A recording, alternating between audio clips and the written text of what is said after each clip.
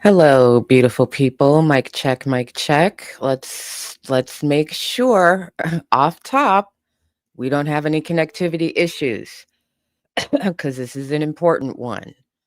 Mic check, mic check. 1, 2, 3, 1, 2, 3. A B C D E F G. Can you hear me? Shout out to everybody on TikTok who's watching. I'm on several things live streaming right now because just as my computer said, I really need to reboot. I really need to reboot. And I said, okay, I got a docket alert. I said, okay, this is no problem. This is no problem. The computer's quick. The reboot will be quick, and the reboot was quick. You know what wasn't quick? It logged me out of everything. Everything. Everything. This, that other thing, everything. I said, okay, okay, okay, okay. It's fine. It's fine. So, we are gathered on this day. Hello, beautiful people. It's good to see you. Hit the like button, share the live. Shout out to everybody who's watching in all of the places: YouTube, Twitch, the TikTok. I am back again to read you a court document. Nom, nom, nom, nom, nom, nom, nom, nom, nom. Hi from Denmark. Hello there. Good to see you. Yep, it's the same. How are we doing? Otherwise, all good. Coming through, coming through. Sounds good, sounds good. Okay. Good. Good, good. The audio is the focus here. Demetrius, I'm here and cackling. They said, who is the Harpo? Who this woman?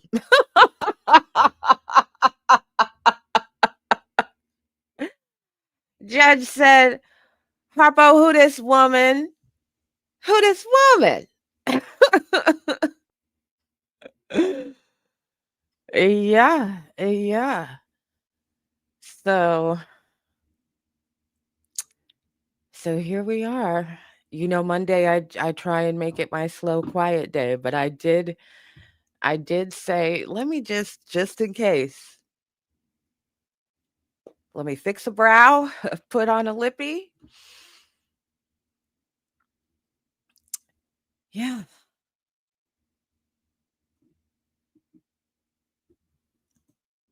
Hello. Hello, Germany. So yes, we have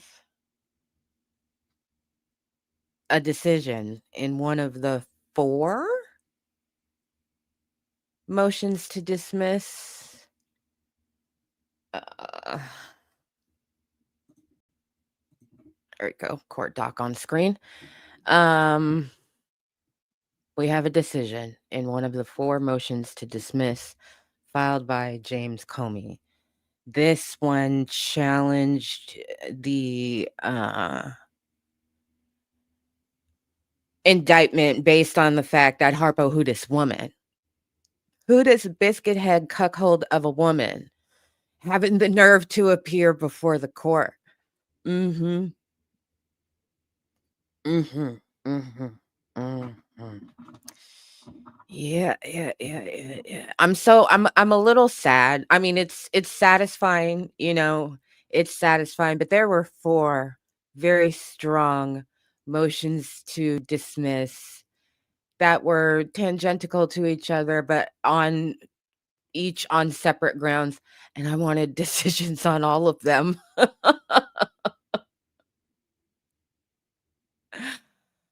I wanted decisions on all of them, but judge said, let me go ahead and bowl a strike here. Just get it done. Okay. So, yes, opinion and order granting motion to dismiss the indictment. I hope he sues the hell out of all of them. People, agencies, Donald, everybody.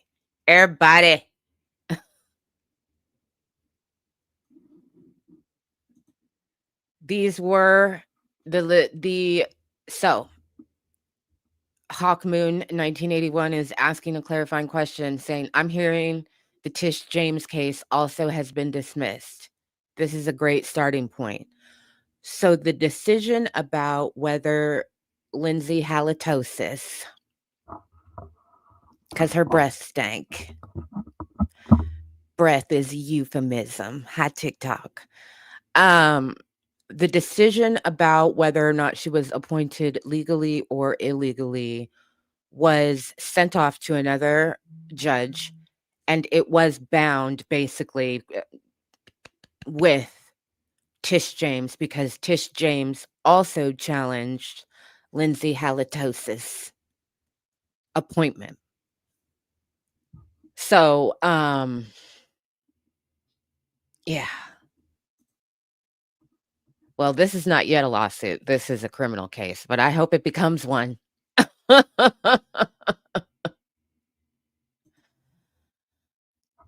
Breath like a moldy tangerine. Mm, mm, mm, mm, mm. So, here we go. Let us begin. Shout out to everybody who's watching. Hit the like button, share the live as we take yet another step in the unprecedented times that we all live. On September 25, Lindsay Halligan, a former White House aide with no prior prosecutorial experience, appeared. Poof! She's here. She appeared before a federal grand jury in the Eastern District of Virginia, having been appointing interim U.S. attorney by the Attorney General just days before. Ms. Halligan secured a 2-count indictment charging former FBI Director James B. Comey Jr. with making false statements to Congress and obstructing a congressional proceeding. Mr. Comey now moves to dismiss the indictment on the grounds that Ms. Halligan, the sole prosecutor who presented the case to the grand jury, was unlawfully appointed in violation of and the Constitution's appointment clause. As explained below, I agree with Mr. Comey that the Attorney General's attempt to install Ms. Halligan as interim U.S. Attorney for the Eastern District of Virginia was invalid. Ho, is you okay? You's invalid.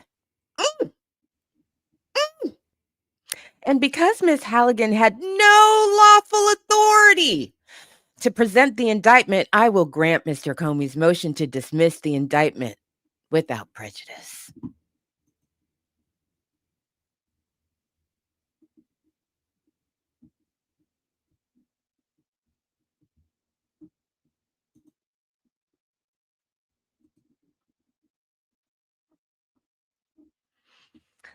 So this goes through the background, legal background. The Appointments Clause prescribes the exclusive means of appointing officers of the United States. The text of the clause contemplates 2 types of officers, principal and inferior. Principal officers must be appointed by the president with the advice and consent of the Senate. The same process is also the default manner of appointments for inferior officers. But the framers recognized that requiring all officers of the federal government to run the gauntlet of presidential nomination and Senate confirmation would prove administratively unworkable. So goes through all of that. The parties agree that U.S. attorneys are inferior officers.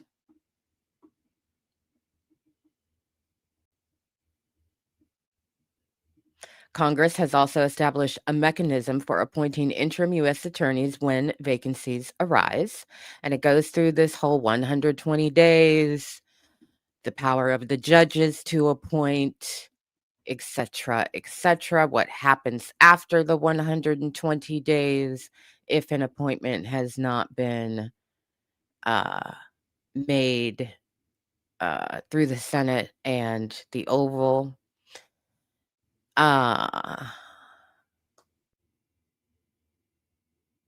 Factual background, this goes into Eric Siebert when he was appointed interim U.S. attorney for 120 days. And then when it was set to expire, the judges of the district exercised their authority to appoint Mr. Siebert to continue in his role. He resigned, and according to news reports, it was because of the viability of pursuing charges against Mr. Comey and New York Attorney General Tish James. His resignation came hours after President Trump told reporters at the White House he wanted him out. The next day, Trump posted and later deleted the following messages on social media. That is the infamous, "Oh, this was supposed to be a text." Pam, that one. Less than 48 hours after President Trump's post on September 22, the Attorney General issued an order authorizing Lindsay Halligan to be the interim United States Attorney for the Eastern District of Virginia during the vacancy in that office. On September 25, a grand jury sitting in the Eastern District of Virginia returned a 2-count indictment against Mr. Comey, charging him with making false statements within the jurisdiction of the legislative branch in violation of the law and obstructing a congressional proceeding in violation of. More, the charges stem from testimony Mr. Comey gave during a Senate Judiciary Committee hearing in 2020. Ms. Halligan was the only prosecutor who participated in the government's presentation to the grand jury, and only her signature appears on the indictment. On October 20, Comey moved to dismiss the indictment on the grounds that Ms. Halligan's appointment was unlawful and violated the Appointments Clause. The Chief Judge of the Fourth Circuit designated me to consider this and any other motion concerning the appointment, qualification, or disqualification of the United States Attorney or the United States Attorney's Office in the Eastern District of Virginia. Footnotes about the confusion of the first indictment versus the second indictment. Finding it necessary to determine the extent of Ms. Halligan's involvement in the grand jury proceedings, I ordered the government on October 28 to submit for in-camera review all documents relating to Ms. Halligan's participation before the grand jury, along with complete grand jury transcripts. Upon reviewing the transcript provided by the government, I determined it did not include any remarks made by Ms. Halligan before and after the testimony of the sole witness. Accordingly, on November 4, I directed the government to submit a complete transcript and/or recording of all statements made by Ms. Halligan to the grand jury on September 25. In a notice of compliance filed on November 5, the government represented it had produced all materials requested by the October 28 and November 24 orders.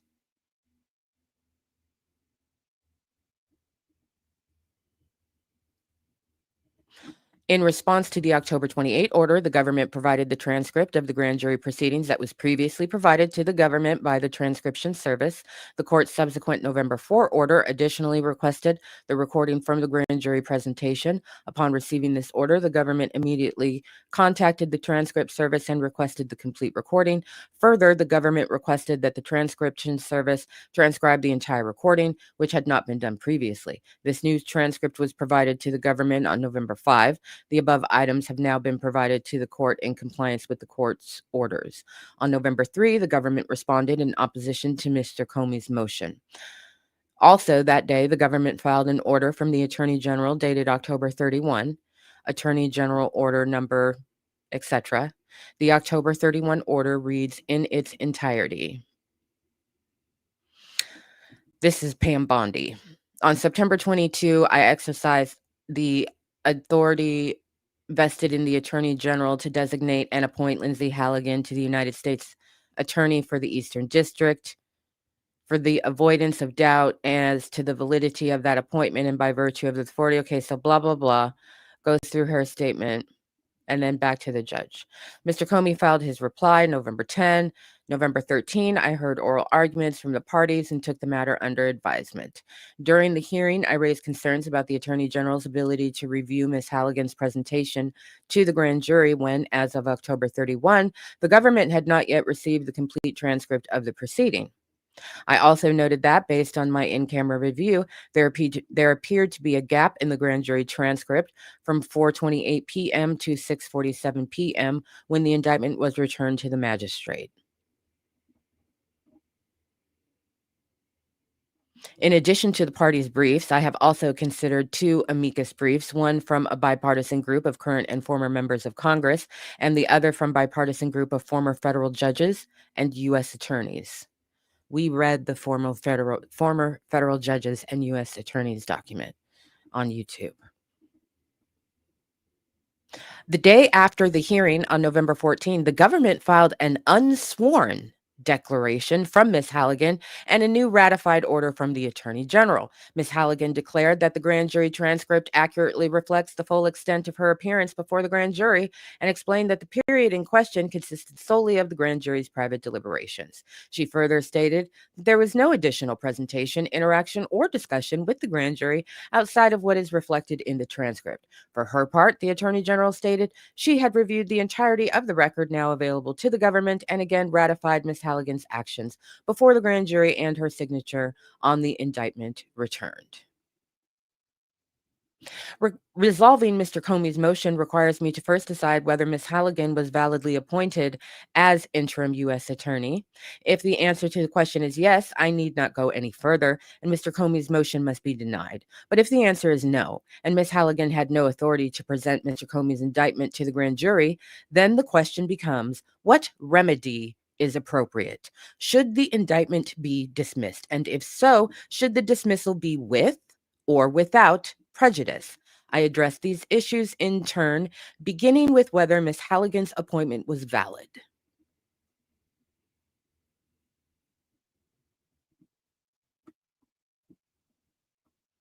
According to the government, this case is simple. In its review, the one and only limitation of the Attorney General's authority to appoint interim U.S. attorneys, which,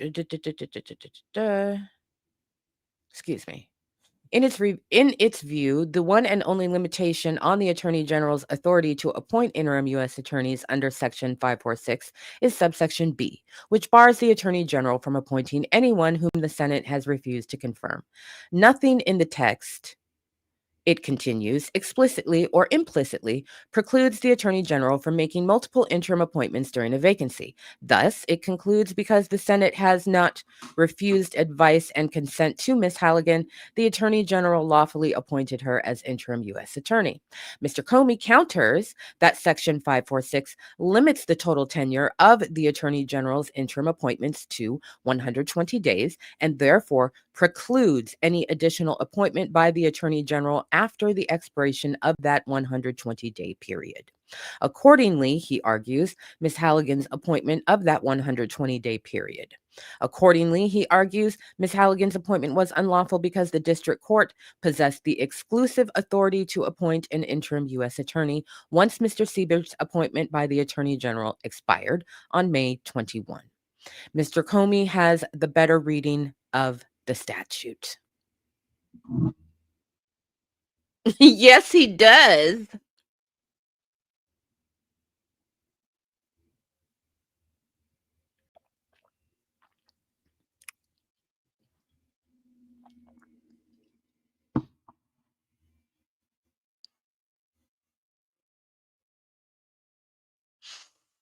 Mr. Comey has the better reading of the statute. I just love court shade. Court shade is wow. Damn. Damn. Damn. Damn. Damn. Damn. Damn.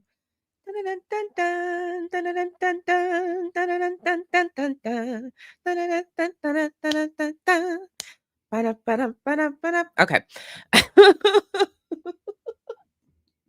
Cite me, fight me.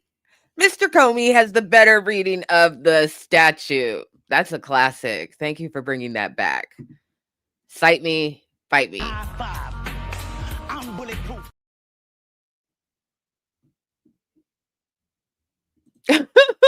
Hey, Brown, y'all are dumb as rocks, but let me make this professional. Mr. Comey has the better reading of the statute. Y'all illiterate ass biscuit heads. You tried it. They tried it, TikTok. They really tried it. Shoot. Hit the like button, share the live, watch the government be humiliated. I told you this dude is a brick wall. I told you. He is the first solid brick wall that Donald Trump has faced since Donald Trump stepped onto the political stage. Full stop. More than the Supreme Court, more than Congress, more than any foreign entity.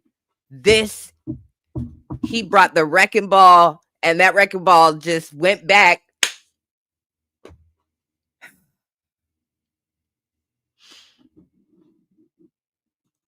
We haven't started discussion yet, baby. Let me get through this document.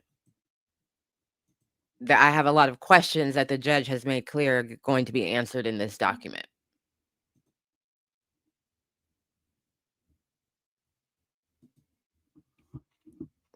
I never tire. I never tire.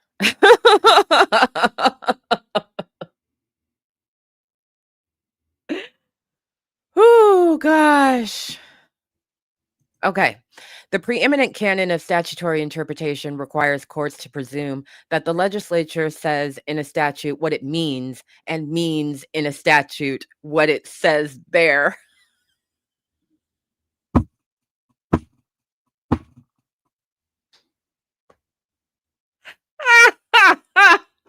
I love this so much because I will often get comments from people anywhere on any social media platform attacking me for something that I didn't say.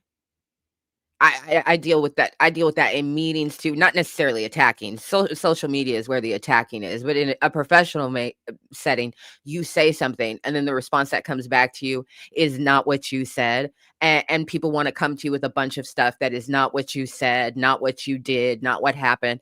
And I finally got to the point. I finally got old enough to just be able to say, I can only respond to what I actually said, and I didn't say that. I started talking to adults like I was taught to talk to children. What did you hear me say? Okay, well, I can only respond to what I actually said. So I'm not going to respond to any of this. That's why when you people leave a diary in the comment section about something I didn't say to the ethers, I will read that part again.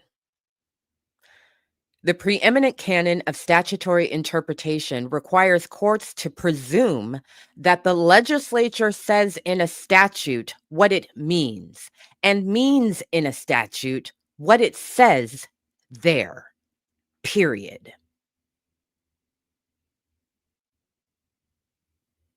Case law, case law.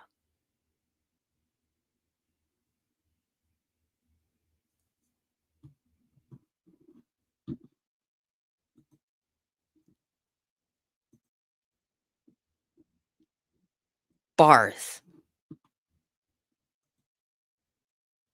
Yeah.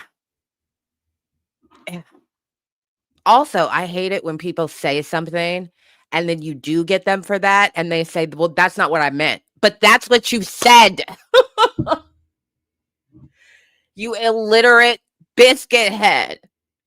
I hate both sides of that coin. I can only respond to, what I actually said. And then the people who are like, well, that's not what I meant. That's what you said. Those are the words that came out of your mouth. I can quote you. You just said it to me. I retained it. Okay, I spit it back out to you along with my thoughts on what you said. And now, well, that's not what I meant. Well, what did you mean? I say what I mean. I mean what I say. Because I'm from the generation I'm from the generation of word is bond. So I said what I said. I meant what I meant. If I change my mind, I'll say that. If I'm wrong, I'll say that. But I said what I said. I meant what I said. I'm eloquent in shit.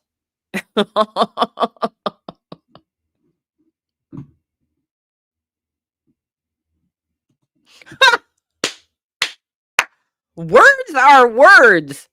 They mean what they mean.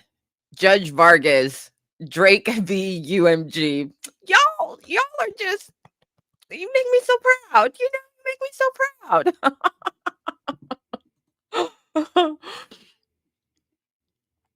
Thus, my inquiry begins with the statutory text and ends there as well if the text is unambiguous. The plainness or ambiguity of statutory language is determined by reference to the language itself, the specific context in which that language is used, and the broader context of the statute as a whole. All of that is quotation marks. All of that is case law.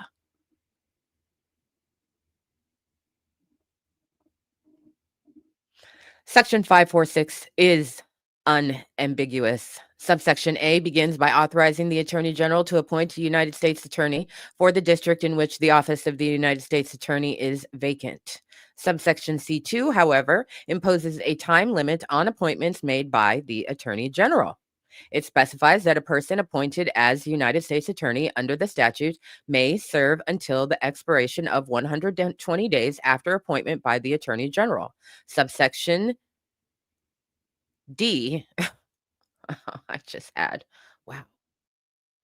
a dyslexia moment like I haven't had in probably like 40 years.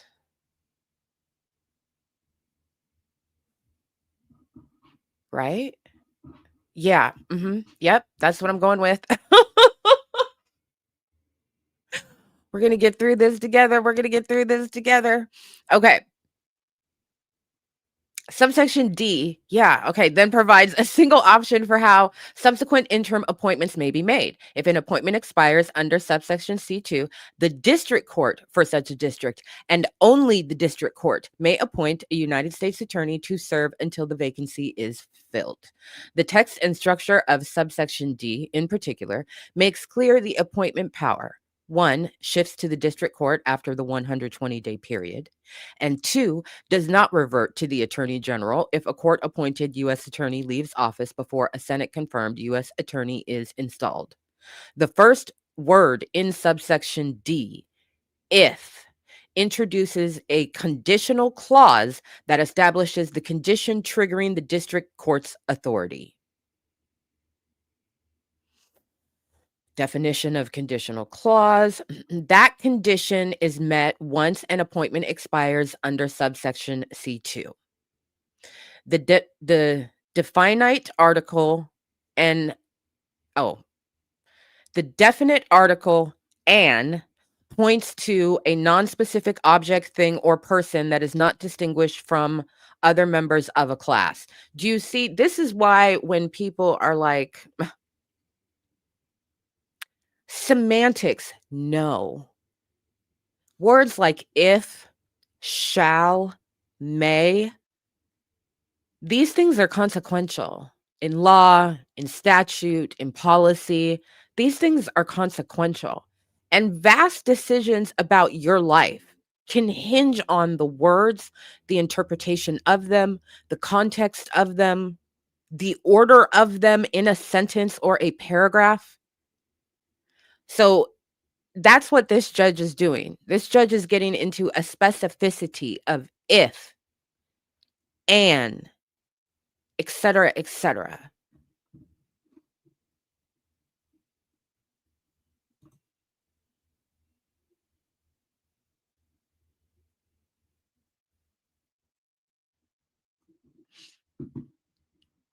God, they use the dictionary.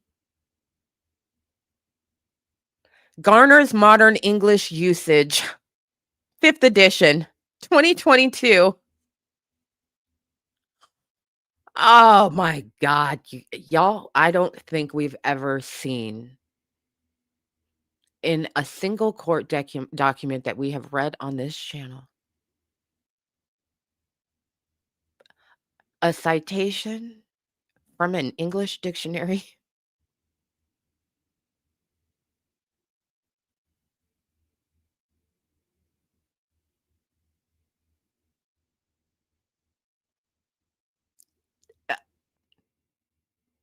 It's fucking hilarious. It's hilarious. I really thought it was going to be case law that came next. Nope. Dictionary.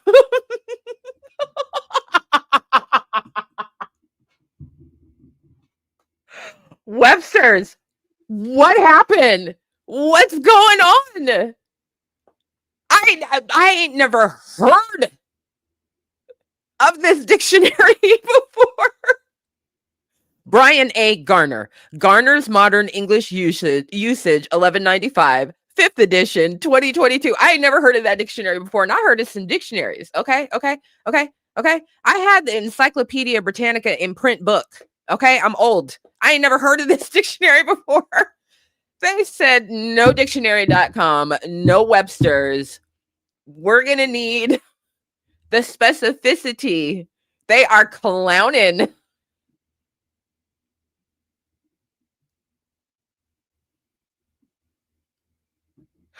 Oh, God. It started right when the judge said, Comey has a better read of the statute. They said you illiterate. They said you dumb. You think we dumb? We're not dumb. No, we're not. No, we know how words work. High five for fucking words. God damn it. Okay. All right. So they done clowning them, letting them know words have actually a specific meaning in a statute and can only be interpreted thusly. Harpo, who this woman? Okay. So the expiration of any single attorney general, now it's just this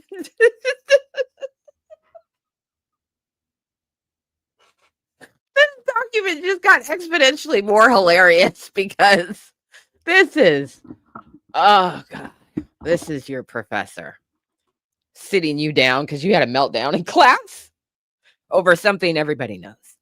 Okay, you were the one that thought that you could try it, and now we're gonna break it down to you like you are a child. Might have to buy this dictionary because what the hell?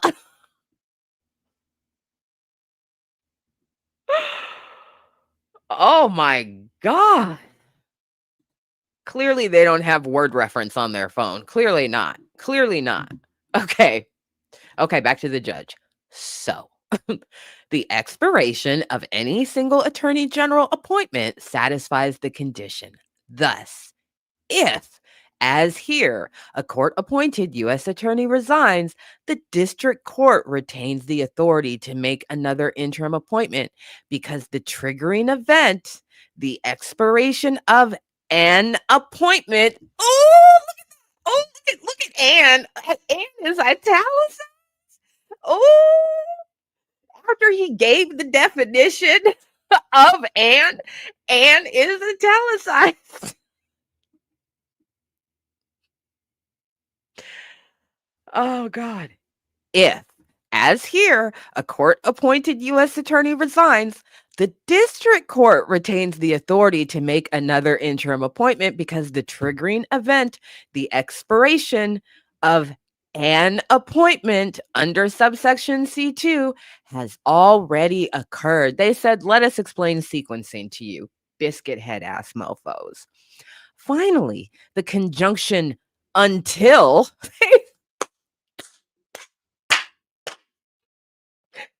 they really are giving these motherfuckers and grammar. They said, let me explain conjunctions. I am not okay.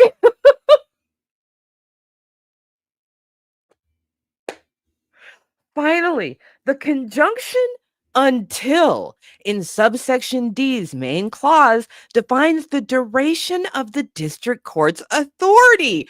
Oh my God, this is so humiliating.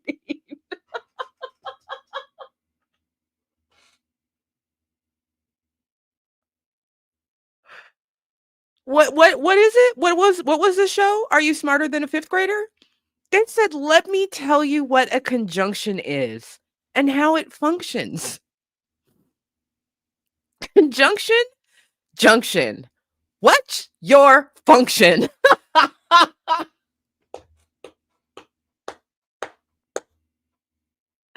Oh my gosh. Shout out to all the English teachers out there, okay? All the writing teachers out there, all the writers, okay? Okay.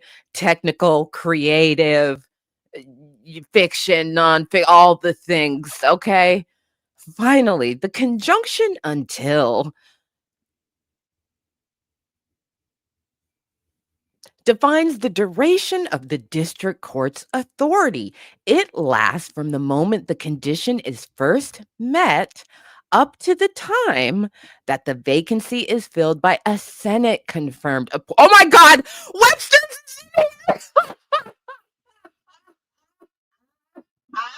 Ah, ah, ah.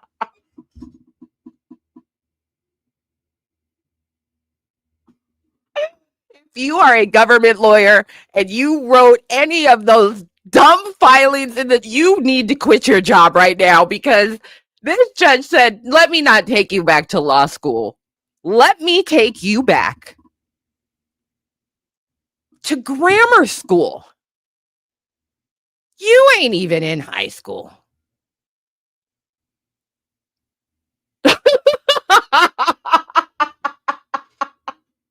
Hit the like button. Share the live. Woo! Websters, because Websters be doing the damn thing on the socials, okay? Websters be doing the damn thing on the socials. Tag them on social media right now. Share this live with Websters.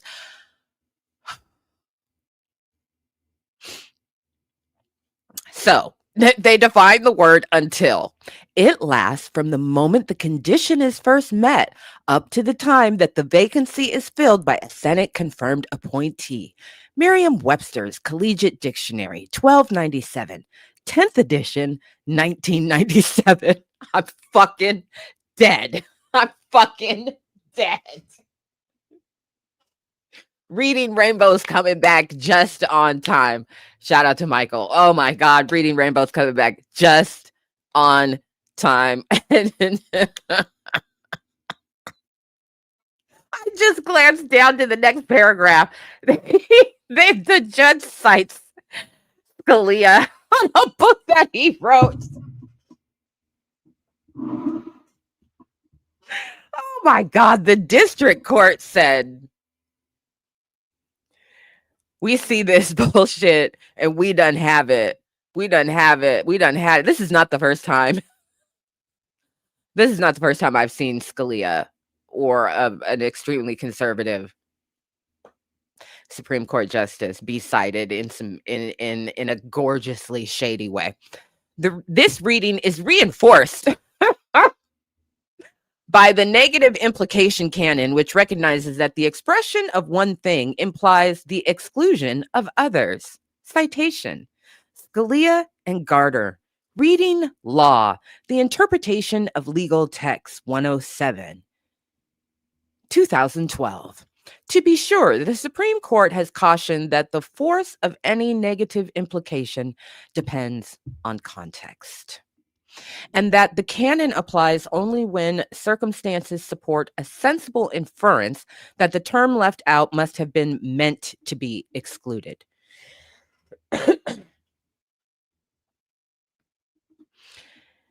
Here, however, the inference is not just sensible, but overwhelming. Congress assigned the authority to appoint interim U.S. attorneys to different actors in different parts of the same statute.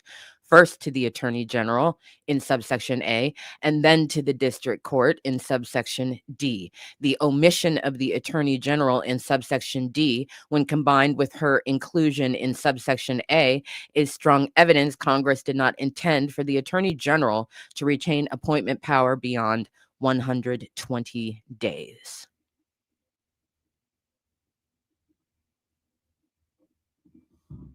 Case law from the First Circuit Court of Appeals. Adopting the government's contrary reading would render subsection D insignificant, leaving it to lie dormant in all but the most unlikely situations. Under the government's interpretation, Attorney General appointees can serve indefinitely without Senate confirmation as long as the Attorney General revisits her interim appointment every 120 days. But if that were correct, the Attorney General could prevent interim appointments from ever expiring under subsection C2, which in turn would prevent the district court from ever exercising its appointment power under subsection D. Such a result would run counter to the principle that courts must avoid interpreting statutes in a way that has the practical effect of rendering a provision entirely oh,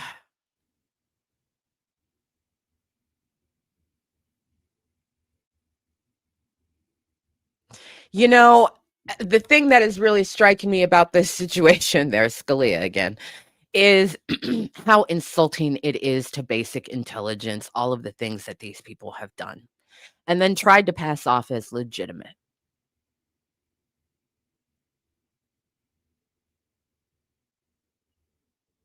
And the district courts have been some of the most forceful across the board. The Supreme Court, some corrupt bitch asses, but the district courts across the board, except for that one broad down in Florida, um, have been the ones to say, "Nuh-uh, not so fast."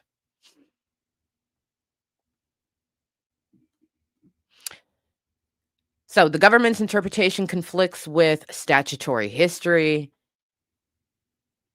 and they get into all that detail.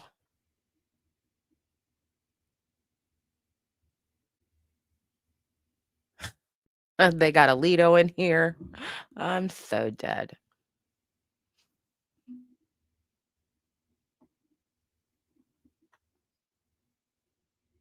Yeah, this is all technical.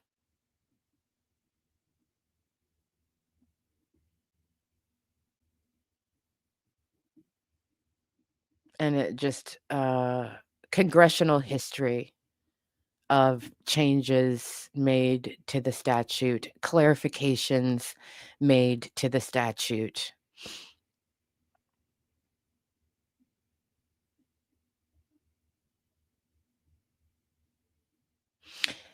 So it covers a bunch of changes made between 2007, basically forward to a point. And the government's argument has been, well, let's just go by what it was pre-2006, basically. Like, we're going to skip over every legislative or congressional act made to clarify, different acts passed to clarify appointments, etc., and just go back to completely outdated statute because it's beneficial to us and it existed at some point in time. No harm, no foul. Let's just go ahead and just say that we can just enact that now. Again, it's just insulting how much chaos they love to inject in everything that they do. That shit is nonsensical and never gonna fucking fly. But they did it anyway. Because that's the point of what they do, just doing it. Just doing it. It doesn't work that way, do it anyway. Never gonna happen, do it anyway. Not supposed to do that, do it anyway. Just do it. Nike, you might got a problem. So that context for you as we pick up the document where it says, undeterred, the government insists that in reenacting the pre-2006 text, Congress presumptively ratified the executive's longstanding use of successive 120-day appointments under the 86 to 2006 version of the statute. True, a systematic, unbroken executive practice, long pursued to the knowledge of the Congress and never before questioned, can raise a presumption that the action had been taken in pursuance of its consent. Blah, blah, blah, blah, blah. Just dressing down the government's arguments by going through statute.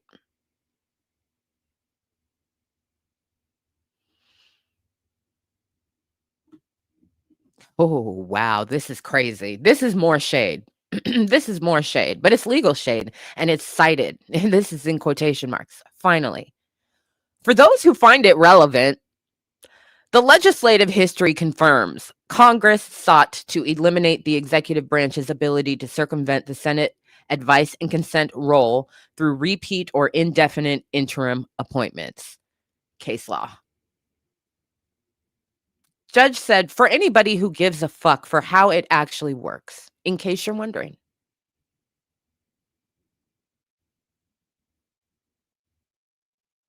In case you're wondering. Finally, for those who find it relevant,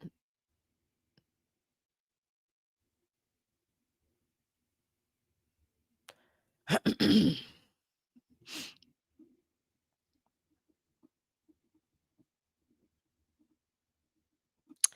goes through again some more of the past history of all of the things done and all of the things said by various people during this time. Give you some examples. Senator Leahy in 2007, Senator Feinstein in 2007, Senator Harry Reid 2007, Senator Arlen Specter, Senator Ted Kennedy, Senator Carl Levin, all of this having to do with the how and how to prevent the circumventing that and just appointing whoever they want. In sum, the text, structure, and history of Section 546 point to one conclusion. The Attorney General's authority to appoint an interim U.S. attorney lasts for a total of 120 days from the date she first invokes Section 546 after the departure of a Senate-confirmed U.S. attorney. If the position remains vacant at the end of the 120-day period, the exclusive authority to make further interim appointments under the statute shifts to the district court, where it remains until the president's nominee is confirmed by the Senate. Ms. Halligan was not appointed in a manner consistent with this framework. The 120-day clock began running when Mr. Siebert's appointment began January 21. When that clock expired on May 21, so too did the Attorney General's appointment authority.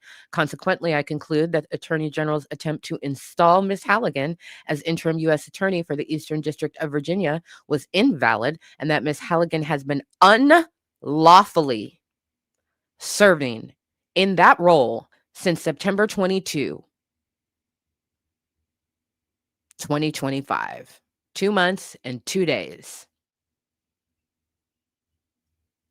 The Attorney General's attempt to install Ms. Halligan as interim U.S. Attorney for the Eastern District of Virginia was invalid, and Ms. Halligan has been unlawfully serving in that role.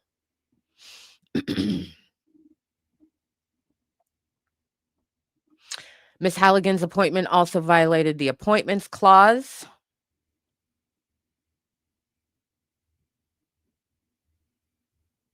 Because Ms. Halligan was appointed in violation, her appointment was not authorized by law and thus also violates the Appointments Clause.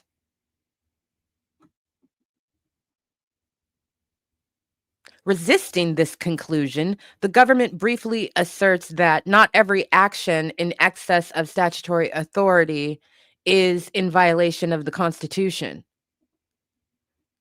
That is true, but beside the point.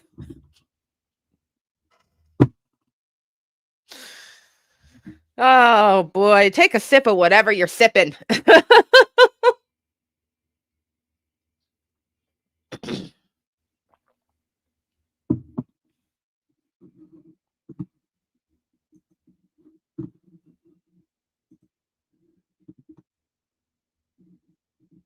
That is true, but beside the point. An officer cannot lawfully exercise the statutory power of her office at all unless she has been properly appointed under Article 2.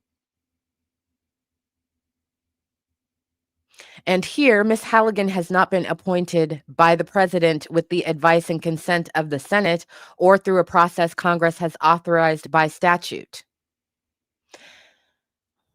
Case law, case law. So an appointments clause violation has occurred. The next question is what to do about that violation. Dismissal of the indictment is appropriate. The appointments clause is more than a matter of etiquette or protocol. It is among the significant structural safeguards of the constitutional scheme. The clause not only serves as a bulwark against one branch aggrandizing its power at the expense of another, but also preserves another aspect of the Constitution's structural integrity by preventing the diffusion of the appointment power. Here, Mr. Comey contends Ms. Halligan's unlawful appointment renders all her purported official actions void. He therefore argues the case must be dismissed because Ms. Halligan was not lawfully exercising executive power when she appeared before the grand jury alone and obtained his indictment. I agree. When an appointment violates the appointments clause from the jump, the actor has exercised power that she did not lawfully possess. Lots of case law.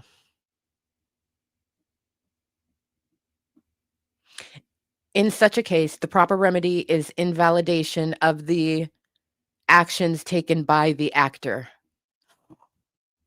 They cite United States v. Trump. Oh God, this is so, man, what a Monday. What a Monday. What a Monday. I'm having a flashback to saying something at some point in time in a live.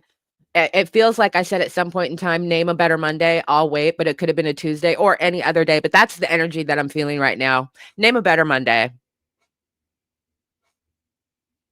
Uh,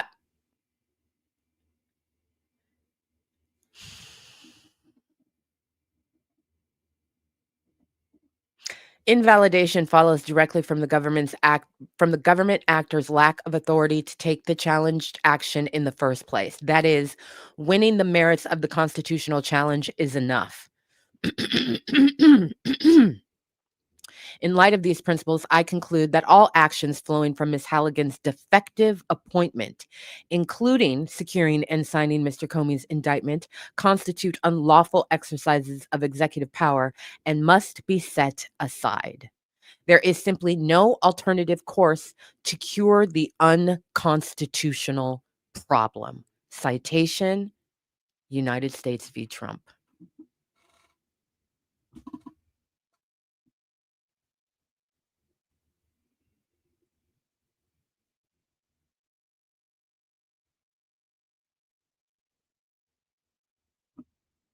Hey, TikTok. Some of you are new to this. Just welcome.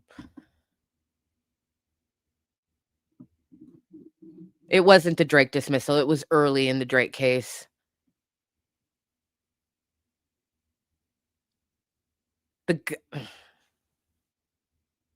There is simply no alternative course to cure the unconstitutional problem. I've never heard a better descriptor of Donald. He is an unconstitutional problem. Yes, he is.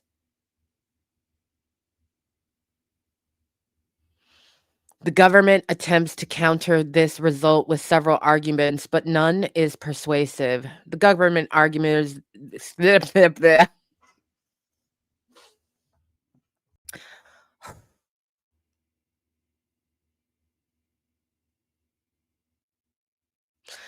First, the government argues that whatever her status as U.S. attorney, Ms. Halligan still validly obtained and signed Mr. Comey's indictment as an attorney for the government.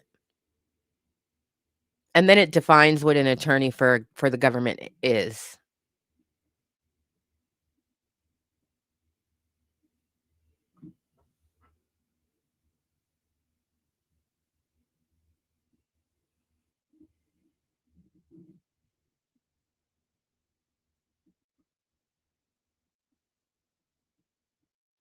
And which persons may be present in the grand jury. In support of this argument, the government relies on the Attorney General's October 31 order, which purportedly retroactively, oh God, Nicole Key type vibes, retroactively appoint Ms. Halligan to the additional position of special attorney effective September 22, 3 days before Mr. Comey was indicted. Although the Attorney General has the power to appoint subordinate officers to assist her in the discharge of her duties, ooh, they cite Nixon. Jesus Christ. Chat, I don't know, man. I don't know. Fateless, what do I do? They cited United States v. Nixon. Send help. Send help. Somebody sedate me. Send help.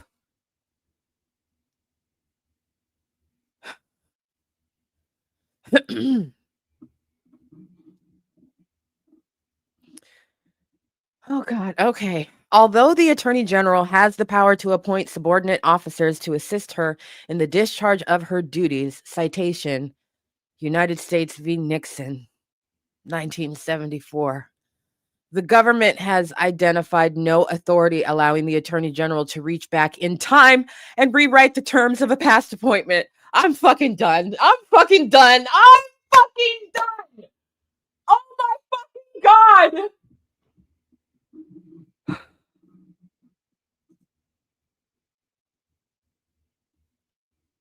I'm fucking done. I'm fucking done. Oh my God.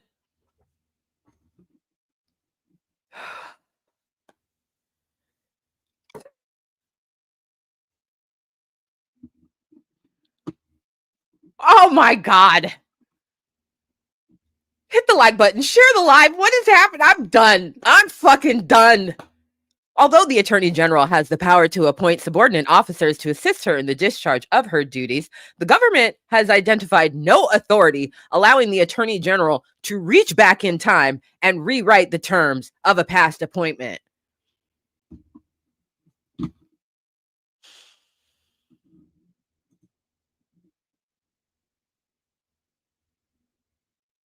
This admin is a fucking disgrace. Yes, correct. Correct, chat.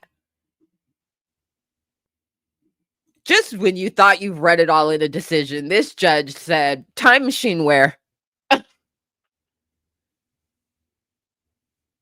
Time machine where? Thank you, beautiful. Thank you for the support. Docket snark is quickly becoming my favorite genre.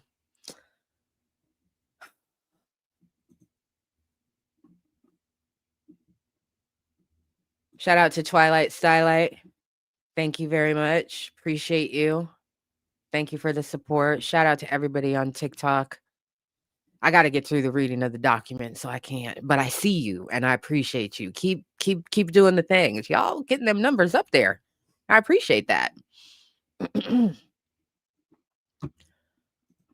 Okay, so this bitch ain't supposed to be here and she ain't got a time machine. You all don't know what words mean. I gotta cite fucking dictionaries to you, but okay. I got butterflies in my stomach. Like I suddenly Furry Reproductions says these are written rap battles. I don't give a fuck what nobody say. You can't tell me they ain't. You can't tell me. Man. Okay. No authority allowing the Attorney General to reach back in time and rewrite the terms of a past appointment, nor can the variation between the September 22 and the October 31 orders be dismissed as a mere paperwork error, as suggested by the government. The September 22 order was unambiguous. The Attorney General stated she was appointing Ms. Halligan under 28 U.S.C. 546 to serve as the United States Attorney for the Eastern District of Virginia for the period of 120 days or until replaced in accordance with law, whichever occurred first. The October 31 order then purported to appoint Ms. Halligan to an entirely different position, special attorney, under entirely different statutes. I reject the Attorney General's attempt to retroactively confer special attorney status on Ms. Halligan, regardless of what the Attorney General intended, or could have done. The fact remains that Ms. Halligan was not an attorney authorized by law to conduct grand jury proceedings when she secured Mr. Comey's indictment.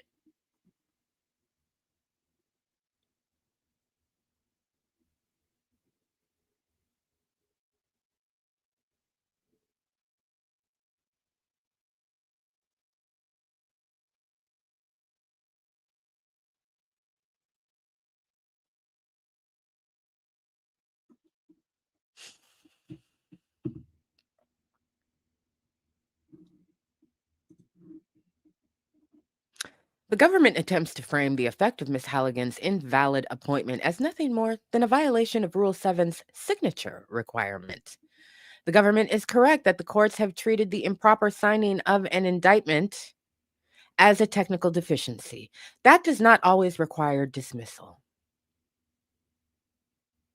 The problem here, though, is not just Ms. Halligan's signature on the indictment. She presented the indictment to the grand jury alone without being a proper representative of the government.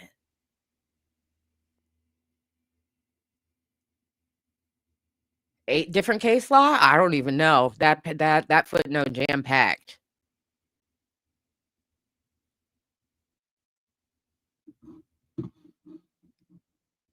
I don't know.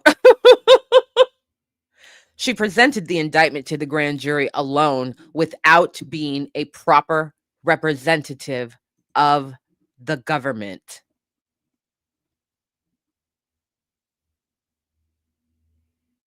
Second, the government contends that even if Ms. Halligan lacked the authority to obtain and sign indictments when she appeared before the grand jury, her actions should be entitled to de facto validity.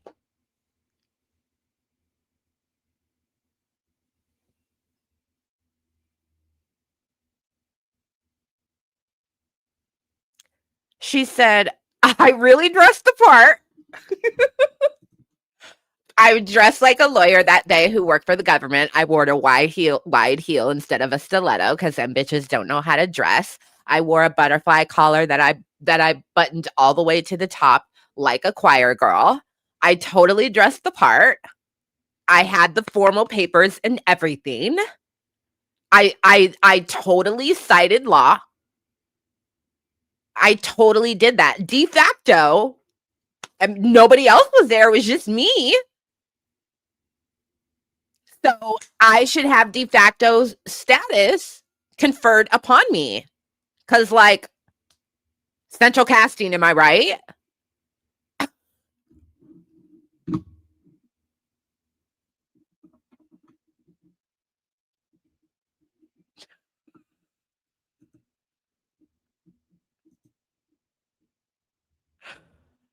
They said, bitch, you a poser.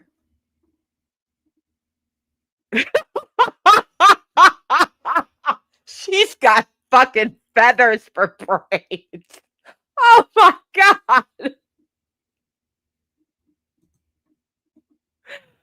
Oh my God. Fake it till you make it. Fake it till you make it.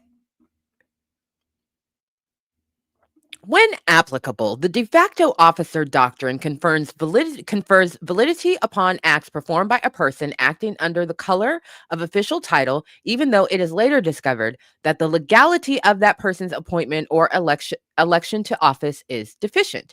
In other words, the doctrine operates so that a defect in an official's appointment is not an adequate ground to challenge his earlier decisions.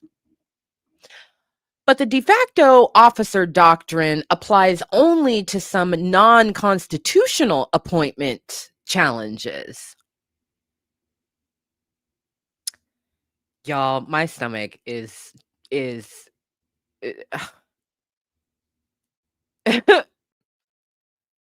you know, my gut brain right now is like, what is going on? The muscles are tense. Jesus. My six-pack gonna be a little bit stronger by the time this is over. The de facto officer doctrine applies only to non-constitutional appointment challenges. Yeah, Drake's lawyers. That's what they did. They Drake lawyered. That don't even go here, bro. That don't even go here. What are you even talking about?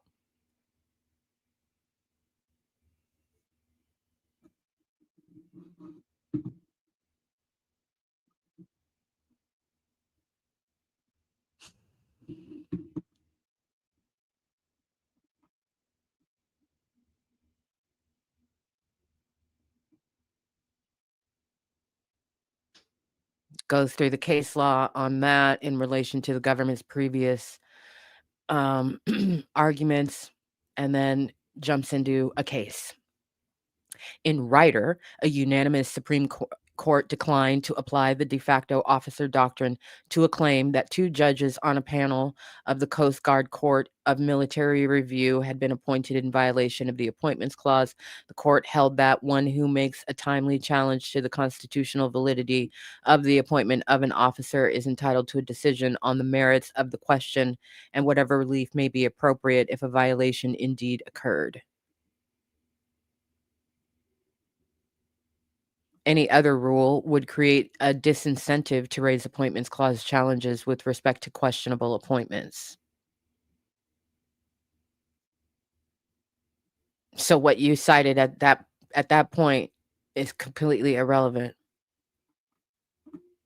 Said the court then buried past precedents applying the doctrine, including the dumb shit you cite. Wow, this is humiliating. Whatever government lawyers, whatever DOJ lawyers worked on the arguments that went before the judge, they need to resign from their jobs in disgrace and go back to law school because this is pathetic.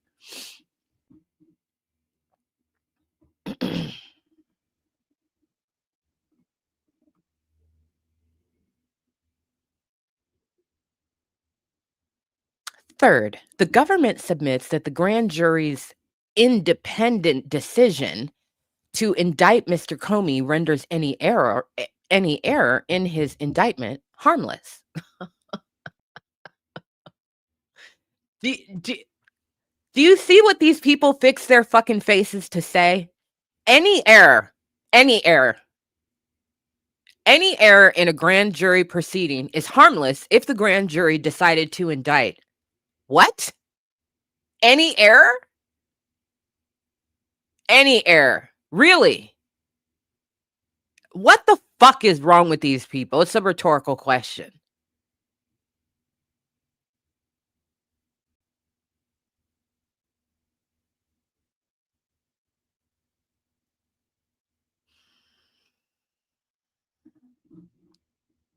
But we have talked about harmless error.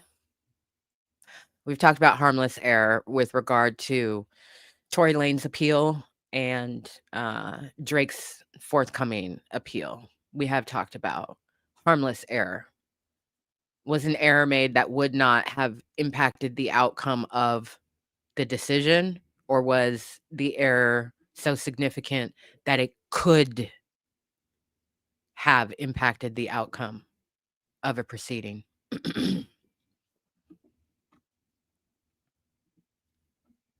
So, the customary harmless error inquiry is normally applicable where a court is asked to dismiss an indictment prior to the conclusion of the trial. Harmless error analysis does not apply, however, when the structural protections of the grand jury have been so compromised as to render the proceedings fundamentally unfair. This case presents the unique, if not unprecedented, situation where an unconstitutionally appointed prosecutor, exercising powers she did not lawfully possess, acted alone in conducting a grand jury proceeding and securing an indictment. In light of the near complete control that prosecutors wield over the grand jury process, such an error necessarily affects the entire framework within which the proceedings occurred, and thus defies analysis by harmless error standards.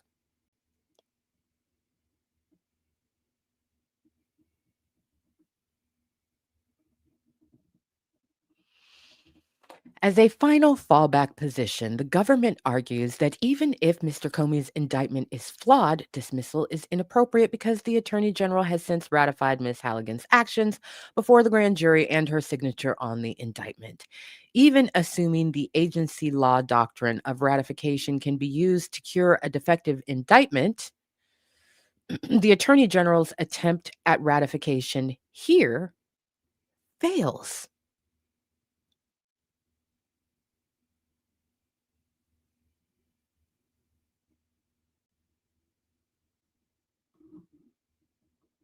Ratification is the affirmation by a person of a prior act which did not bind him, but which was done or professionally done on his account. In effect, the doctrine reaches back and makes it so that a formally unauthorized act was authorized from the get go. But for ratification to be effective, the principal must have had the authority to authorize the action both when the action was initially performed by the agent and when the act was affirmed and thereby ratified by the principal. What the judge is saying there is, in order for you to, he's talking about the two things submitted by Pam Bondi. The one on September 22nd saying this biscuit head ass broad is now the U.S. attorney for the Eastern District of Virginia. And then later on the 31st, when she went back and said, oh, also, she's a special attorney and she has the power of this, that, and the other. What the judge is saying is that in order for him to consider her trying to reach back in time and ratify that, no, all of this is above board. Yes, I did review everything, blah, blah, blah, blah, blah. You had to have had the power to do the first thing. And the first thing was appointing Lindsay Halligan. And you did not have the power to do that. So since you didn't have the power to do that, you definitely don't have the power to go back and ratify shit. That's what that means.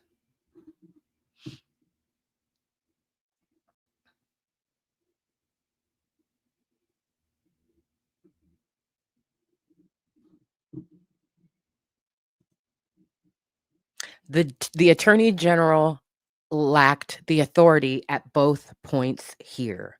I have already concluded that Ms. Halligan's original appointment was invalid and that the attorney general's attempt to retroactively bestow special attorney status on her was ineffective. As a result, the attorney general could not have authorized Ms. Halligan, who was not an attorney for the government at the time, to present Mr. Comey's indictment to the grand jury on September 25. The implication of a contrary conclusion are extraordinary. It would mean the government could send any private citizen off the street, attorney or not, into the grand jury room to secure an indictment so long as the attorney general gives her approval after the fact. That cannot be law.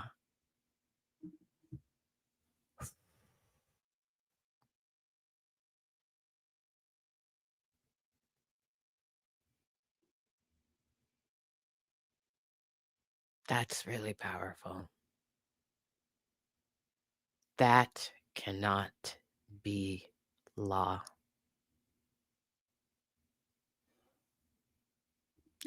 The government also fails to meet the second requirement for a valid ratification, that the principal must have been able to do the act ratified at the time the ratification was made. Mhm.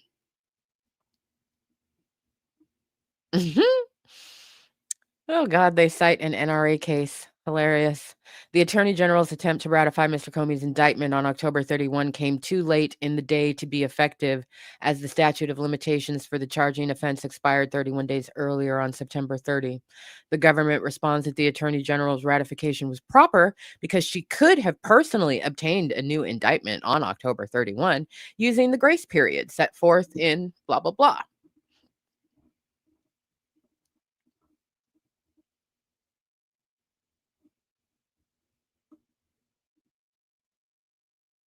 But on October 31, Mr. Comey's indictment remained pending. Thus, the Attorney General could not have invoked Section 3288 at the time the ratification was made. Sequencing, citing an NRA case. Dismissal will be without prejudice. Having found that Ms. Halligan's appointment violated every fucking thing and the appointments clause, and that dismissal of Mr. Comey's indictment is warranted, the remaining issue is whether dismissal should be with or without prejudice. Relying primarily on the Ninth Circuit's decision in United States v. Bundy, 2020, Mr. Comey urged me to exercise my supervisory powers and dismiss his indictment with prejudice. A with prejudice dismissal is necessary, he argues, to vindicate the interests protected by the Appointments Clause and to deter the government from using unlawful appointments to effectuate retaliation against perceived political opponents. The government, on the other hand, asserts that any dismissal should be without prejudice, for Mr. Comey comes nowhere close to showing flagrant misbehavior, substantial prejudice, or the unavailability of a lesser sanction as required by Bundy case law. Ultimately, I believe the Supreme Court's Appointment Clause jurisprudence provides the answer to the with or without prejudice question. The court essentially unwound the actions taken by the unconstitutionally appointed in reference to the Supreme Court. The Supreme Court essentially unwound the action taken by the unconstitutionally appointed officer and restored the affected party to the position the party occupied before being subjected to those invalid acts. They're citing case law of what has been done previously.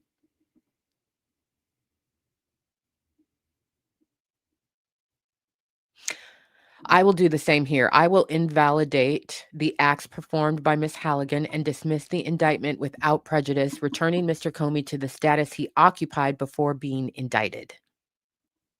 For the reasons set forth above, it is hereby ordered and adjudged the appointment of Ms. Halligan as interim U.S. Attorney is in violation of every fucking thing, and all actions flowing from Ms. Halligan's defective appointment, including securing and signing Mr. Comey's indictment, were unlawful exercises of executive power and are hereby set aside. The Attorney General's attempts to ratify Ms. Halligan's actions were ineffective and are hereby set aside. Mr. Comey's motion to dismiss the indictment is granted in accordance with this order. The indictment is dismissed without prejudice. The power to appoint an interim U.S. Attorney for the Eastern District of Virginia during the current vacancy lies with the District Court until the U.S. Attorney is nominated by the President and confirmed by the Senate, which means he cannot temporarily appoint somebody now waiting for them to be confirmed by the Senate. He can nominate them, basically,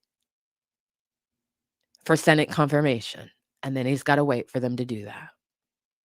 So the government cannot appoint the U.S. Attorney for the Eastern District of Virginia.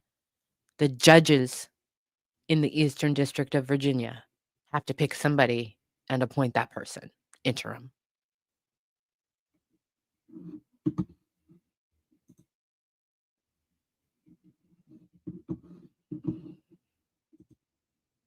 She needs to be fired immediately. Well, I mean, she doesn't need to be fired. She's invalid.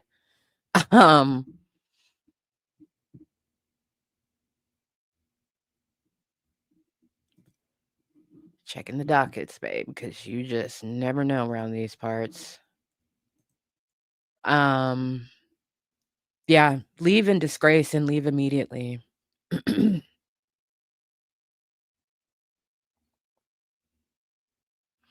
So he had just the other day filed his fourth motion to dismiss based on Fifth Amendment, Rule 6, and grand jury violations.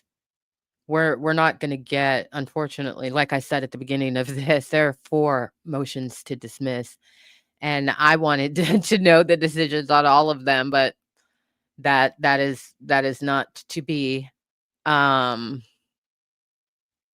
I hope he sues the hell out of everybody. I really do. I really hope he takes him just fully to the mat. This is a massive humiliation for the government. There is no bigger L. There is no greater L that Donald Trump has taken than this. No greater L. And couldn't have happened to a more deserving motherfucker.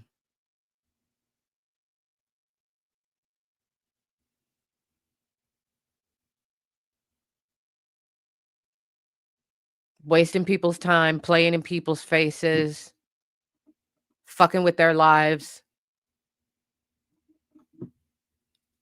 you know? And this is James Comey. I said before that this is his penance, but this is his purgatory. Because somebody pointed out he can't do shit to set right what he fucked up in the past. And I agree with that 100%.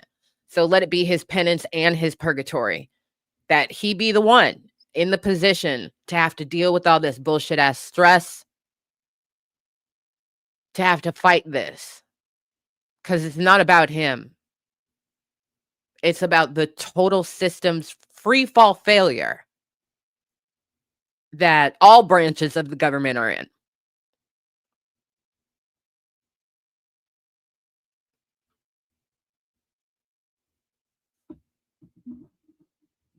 But her emails, fuck James Comey forever. Thank you, beautiful. I appreciate that support.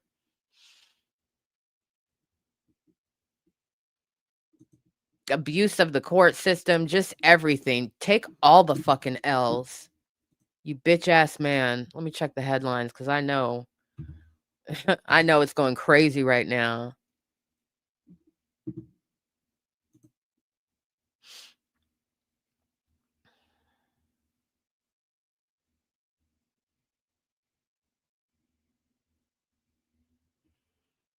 The biggest fucking, I mean, I'm just like, I knew that between one of the four and this one was high in likelihood.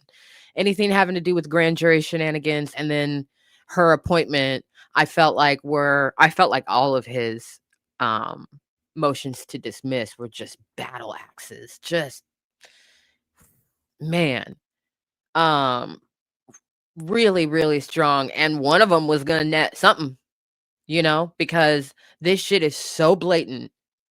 It is the corruption and the we don't give a fuck, and we are going to weaponize, the systems and agencies, the courts, whatever, against the president's perceived enemies. Fuck him and his little dick.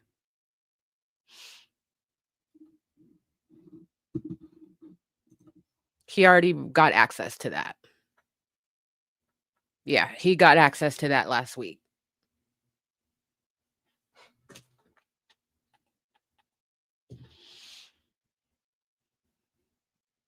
Everybody walks away with what it is that they gained in this situation, and he gained a lot. He gained a lot. Oh, it's about to be on. It is about to be on. Man, this judge did say that they would make a decision before Thanksgiving, but I thought I thought that Wednesday night at 9:48 p.m. Pacific Standard Time, we would get a decision and go into Thanksgiving with that. Nope, Monday morning. Here you go. Here you go. She misstated the law. She misstated she made some egregious errors we learned from reading things on the docket last week. Or maybe it was the week before, I can't remember. But yeah, the shenanigans were right there in front of the grand jury. So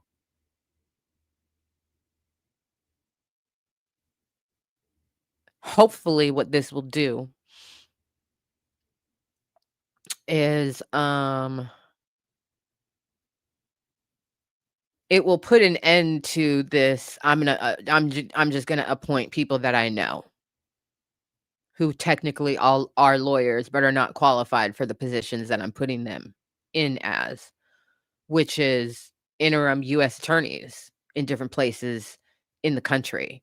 Hopefully this just puts the kibosh on that, because this shit is fucking outrageous and needs to stop.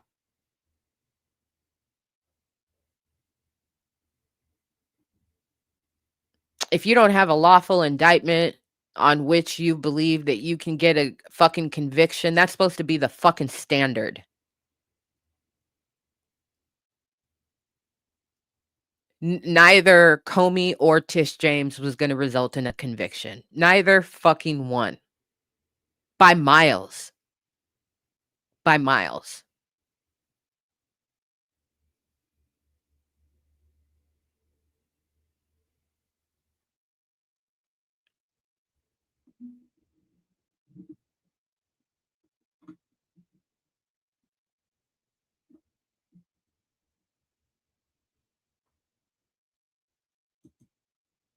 In theory, sure. In theory, he could come back.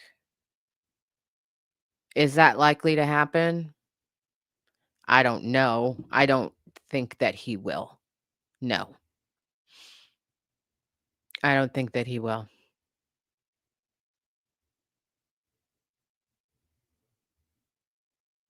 But their selection is going to be extremely intentional.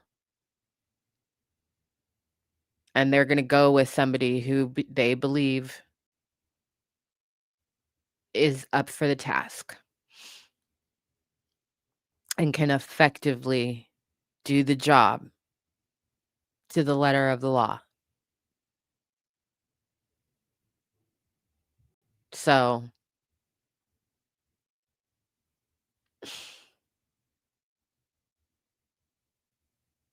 that'll be interesting to see. But yeah, it's always been this way.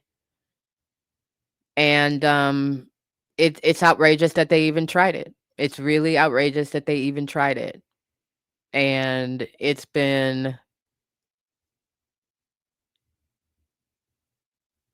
2 months, I guess, right? He was indicted on the 25th, I think, of September. Yeah, so today's the 24th of November. So it's been 2 months. This is one of the fastest turnarounds, you know, we've seen on a situation that it's a very quick amount of time. It's a very quick amount of time. He filed 4, right? Yeah, 4 motions to dismiss in 60 days.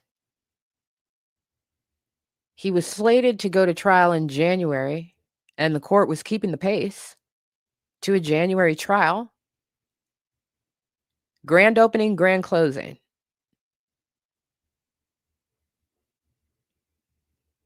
It's quick. It's not months and years of fighting, it's quick. And now James Comey is unleashed.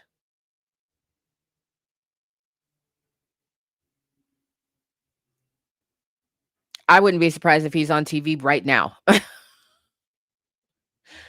I wouldn't be surprised if he's on TV right now. He's going to do the full rounds.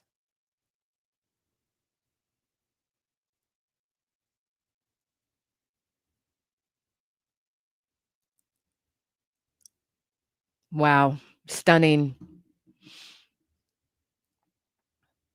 Absolutely stunning.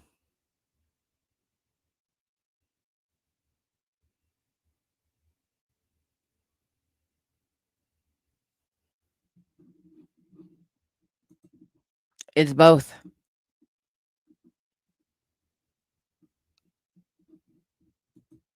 I don't know.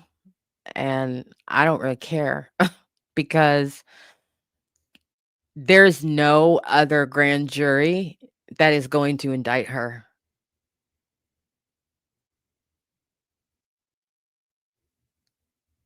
There's no other grand jury that's going to indict her. They made misrepresentations to the grand jury in her case as well about what her mortgage agreement did and didn't say. They assert to the grand jury that it excluded short-term rentals. That's not what it says in the document from the bank. And people who sit on a grand jury, that's not like a one-off thing. You know, they serve as a grand jury member for a while, hearing various cases that come through that need a grand jury audience.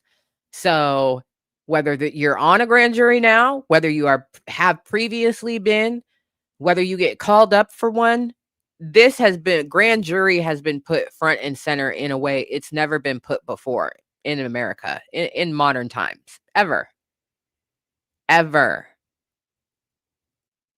Anybody walking into a grand jury of a government case is going to be skeptical of what the government presents them, especially if the target is somebody who is perceived to be an enemy of the president of the United States. They're going to be extremely skeptical of the evidence that the government presents them or the representations that the government makes about the law. There's no grand jury that's going to indict her. She didn't do anything. And if they try and come up with some shit, they're just gonna, they both walk away from this with more than they had when they came into it to defend themselves from any future legal attack by the DOJ for anything. They could come up with something completely different to accuse her of. She's walking away with some shit. And if something does go up, they're just gonna restyle all those motions to whatever the new circumstance is and keep it going from there.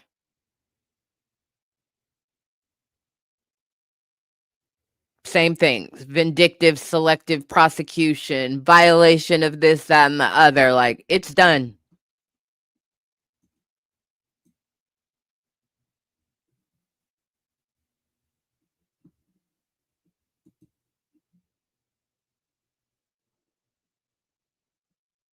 There you go. He's already posted to his Instagram.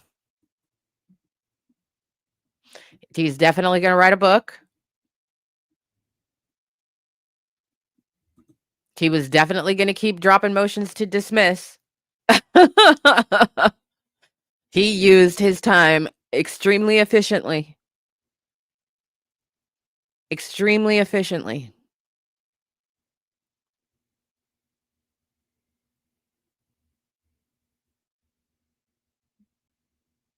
Yeah, brick wall. Brick wall. And the DOJ bounced right off of that. Hit themselves in the face. They look stupid, like literally stupid. The judge had to define words from the dictionary.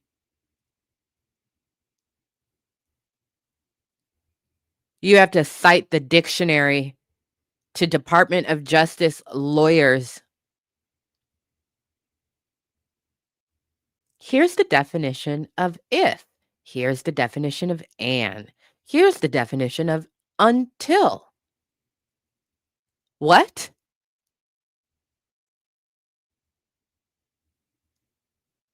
What?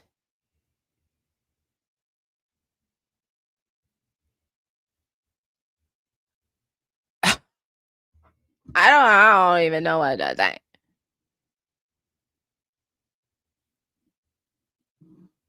It's stunning. It's really, really stunning. So the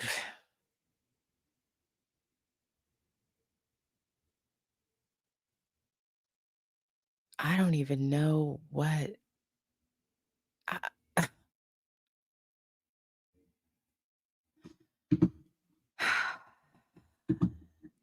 Ab says befuddled titties for the transition.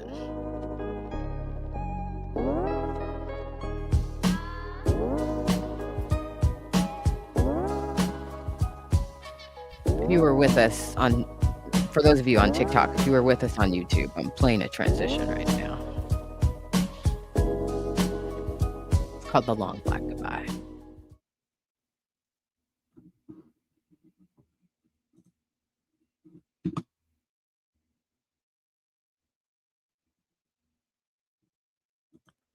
C spot run.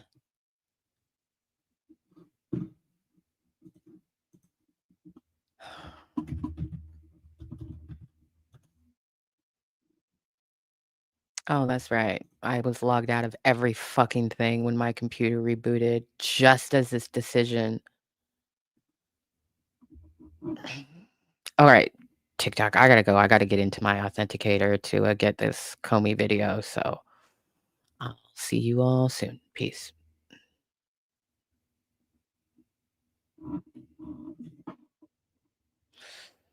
Authenticator app. Blah, blah, blah, blah, blah, blah, blah.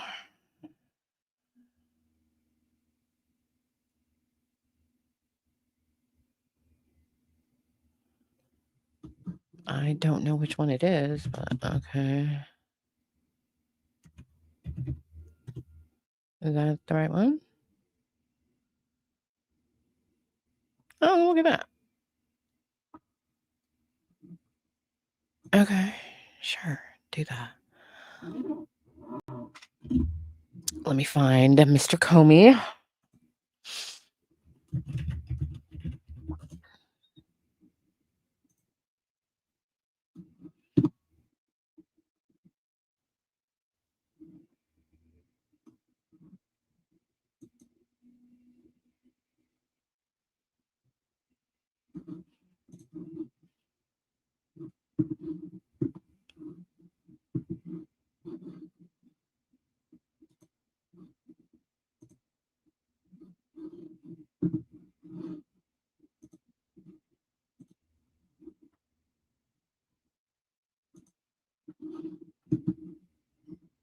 I don't think. Hold on. Let me move this out of the way.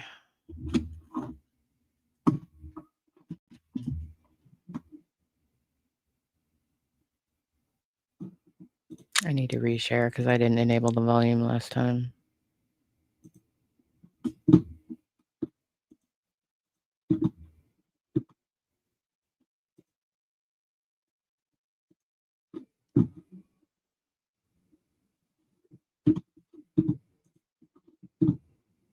Grateful that the court ended the case against me, which was a prosecution based on malevolence and incompetence, and a reflection of what the Department of Justice has become under Donald Trump, which is heartbreaking. But I was also inspired by the example of the career people who refused to be part of this travesty. It cost some of them their jobs, which is painful, but it preserved their integrity, which is beyond price. And I know they will serve again.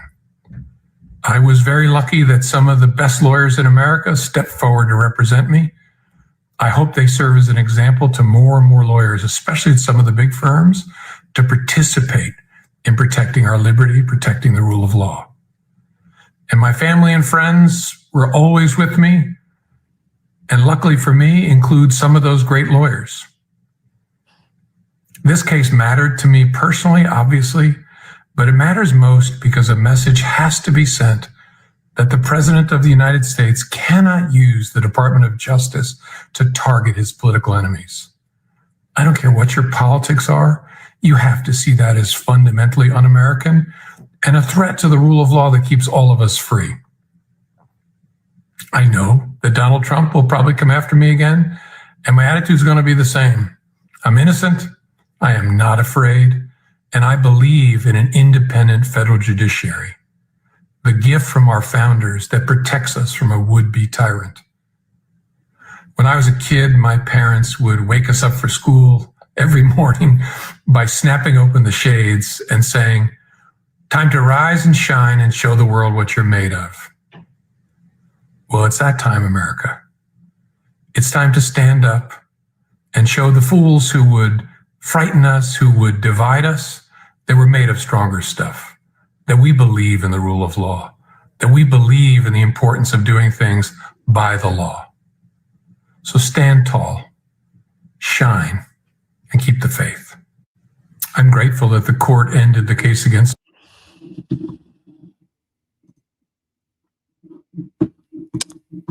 I appreciate his message to big law firms and the attorneys that work there. Pull your fucking shit together. Yeah. Yeah, pull your shit together.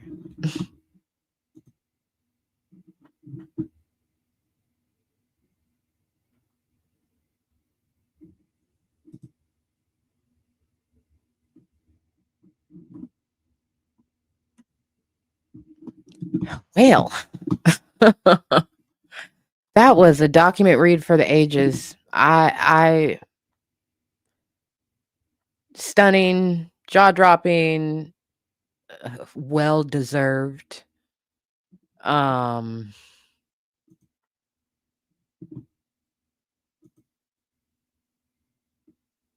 But I'm still sad that I'm not gonna get the other decisions because I know that those were gonna be bangers.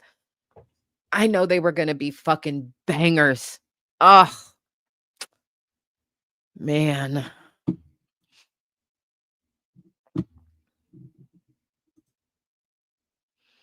That's right. I'm signed out of everything. Blah blah blah.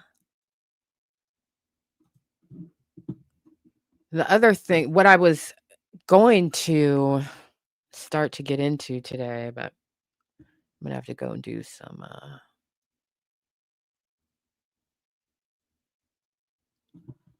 little bit more research.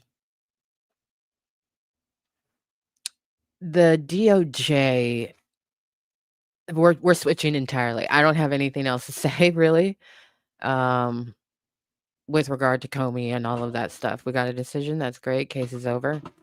And we move on. One of the things that I was going to start pivoting to this week in terms of what we're reading and talking about here is what is happening with the Epstein files and what is the story, right? And what potentially is going to be happening next. And I, over the weekend, started to gather old dockets of civil lawsuits against Epstein or against, I'm just remembering one that I got to look up, as a matter of fact, against Trump and Epstein.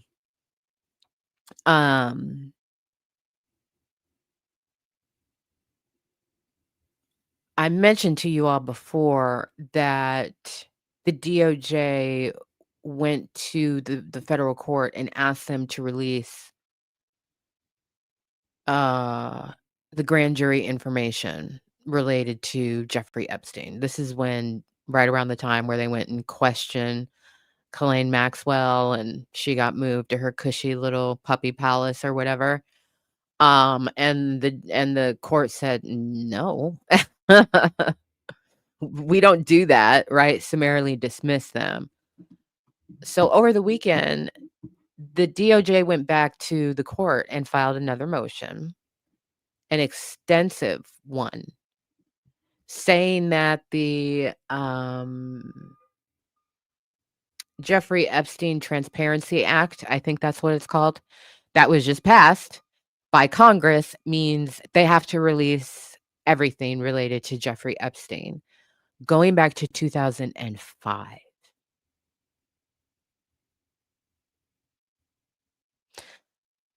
So I hadn't even gotten to the point to go and like look up where they had filed that, see what it says. The court could have already said no, for all I know. This decision coming down completely derailed my morning, which is fine because it's so good to see y'all. But the reason why I'm going to start to deep dive on it here is because we are about to start seeing a cascade of dominoes fall. And I want us all to be in the know when it does happen, when it does start to happen, because, it's pretty inevitable at this point in time. And I was skeptical of this last week when I started to hear whispers of it, but I've, sat down, done some more research, talked to some people in the Politico, group chat, and done a bunch of reading. I think it is distinctly possible that Donald Trump is going to be impeached affirmatively by the House and the Senate.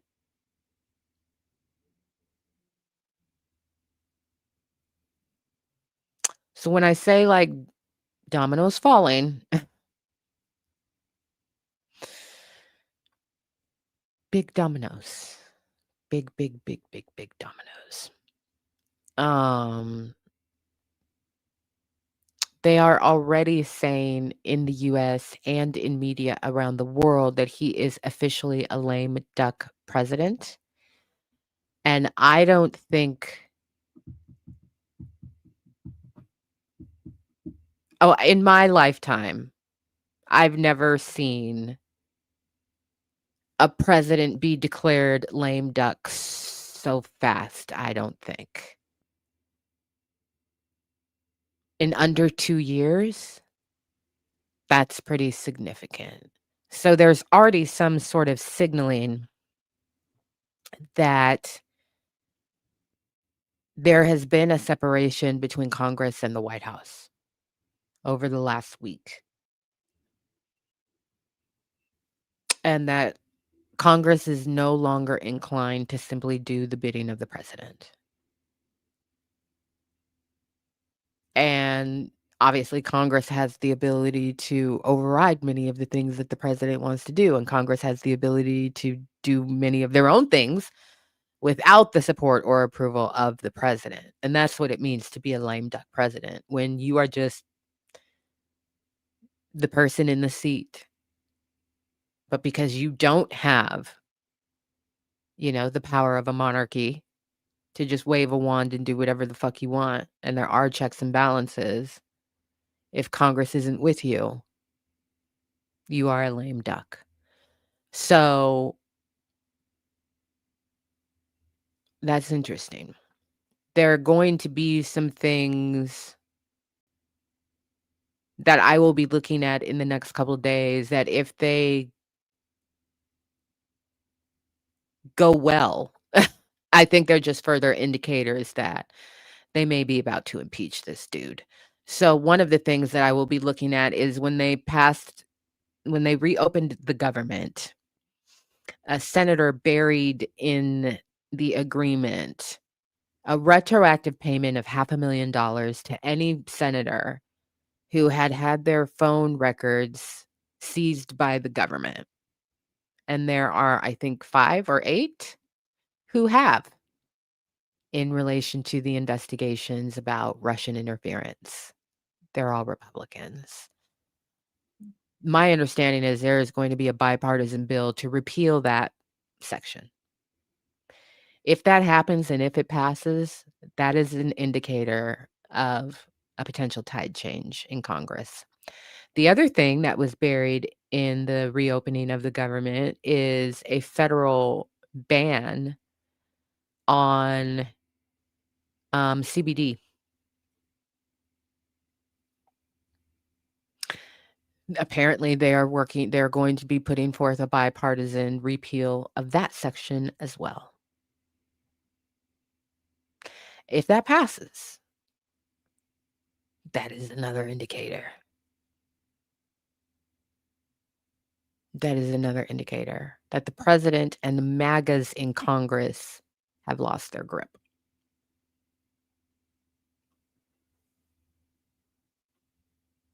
So, yeah, it's time to drill down and, start to get these things together, because as more things come up, they're going to come out with extreme specificity about things that happened, sometimes 30 years ago, that are going to become immediately relevant today, because they aren't just things that happened 30 years ago. They're the kicking off of a chain of events that has brought us as a nation to where we are today.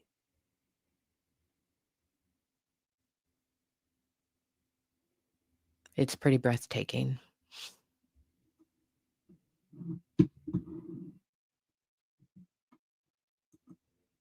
Yes.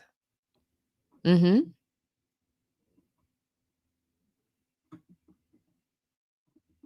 Yep. A federal ban on CBD.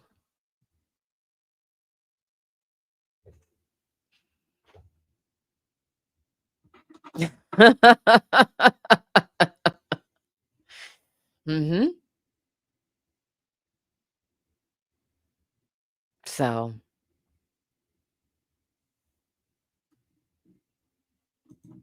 I don't know what they were going to do, but I know that, we'll use the umbrella term nationwide ban. I can't get into the specificity of the thing, and now I don't really care. I just want to see what comes next, right? But it's not even so much that, I mean, definitely states are like, squeeze me, right? States are definitely like, what? And their representatives in DC are like, whoa, whoa, whoa, whoa, we can't do that. But it's also men of industry in the cannabis space, and there are corporations that are in the cannabis space, big corporations that are in the cannabis space, that who are like, wait a minute, you can't do that. You can't do that. We will lose billions of dollars. So, yeah.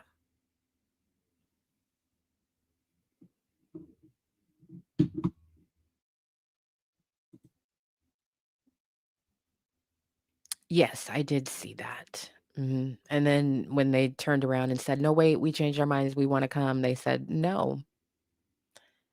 No, you don't know how to behave yourselves. You can't come."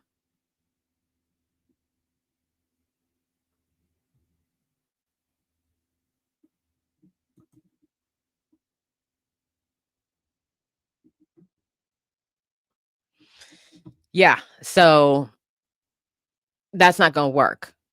You know what I mean? Trust me, they don't give a fuck about it will also disrupt, by the way, some FDA-approved medications that are used in hospitals. Not just the things that we can buy over the counter with our ID, but things that are used in hospitals. So, but they don't give a fuck about any of that, right? They only care about the people who donate to them and are in their political circles who are saying, "This is gonna have an adverse effect on me and my ability to be a millionaire." That's why they're like, "Oh, wait, we didn't oh, hold on," because they don't fucking know. They're not in the know. There's one fucking dick in the Senate who was like, "I want this, and I want this, and I want this," and they just put it in the fucking in the bill. It's like bill's like 50,000 fucking pages. They pass the shit before they read the shit. Right? Especially when they're on a time crunch. They pass the shit before they read the shit. So it got in there. And now they're like, well, that's not going to work. We're going to have to take that out. So we'll see if they do. We'll see if they do. But if they have decided that they are going to start doing things and making sure that it is veto proof, Donald is in serious fucking trouble. Serious fucking trouble.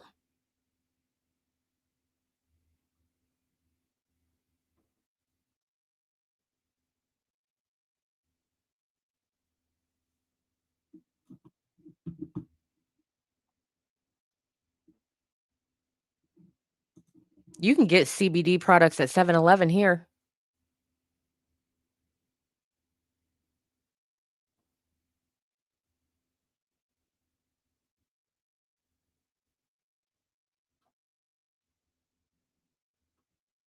Mhm.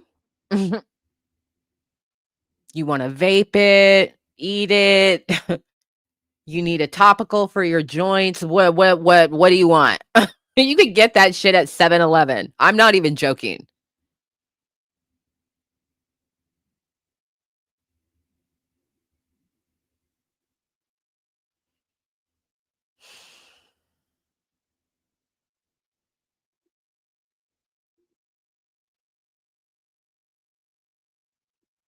Yeah, you can get it in Safeway. You can get it in a lot of places now, depending on where you are. So they they better figure out something, because they really don't have, you know, the political uh capital to be fucking off any other industries right now. It fucks off farmers It hurts farmers. So, yeah, there will be signs, and I will be paying as close attention as I possibly can to see how it goes down.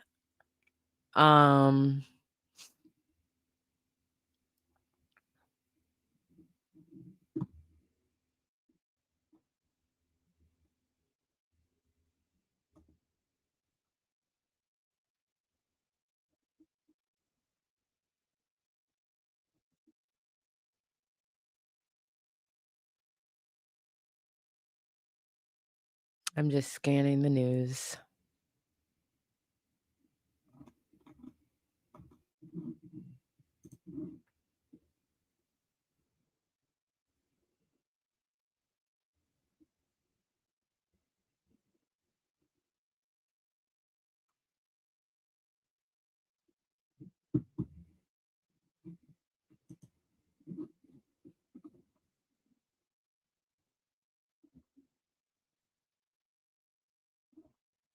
Yeah. Wow. Well, how y'all been?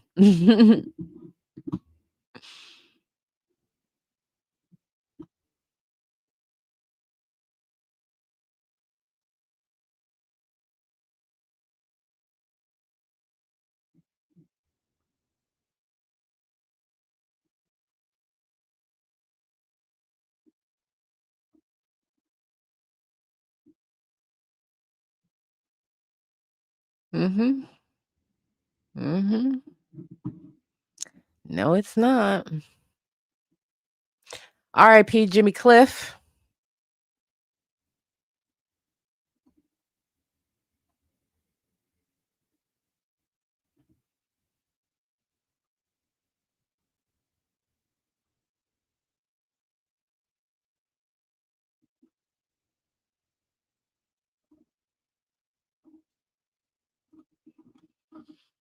There are too many other things that take too long to talk about to dive into, so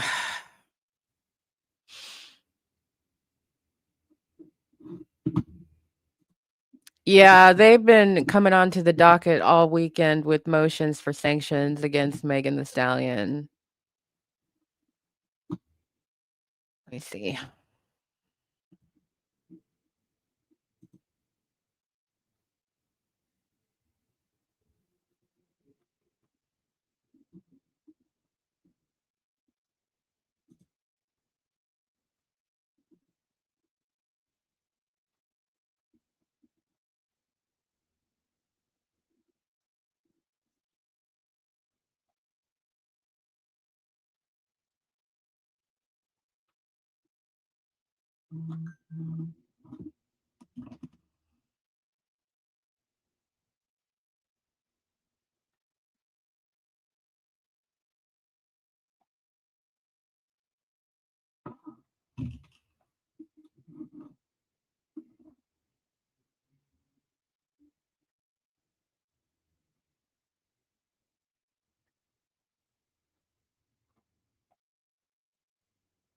They're saying that the statement that she made on Friday,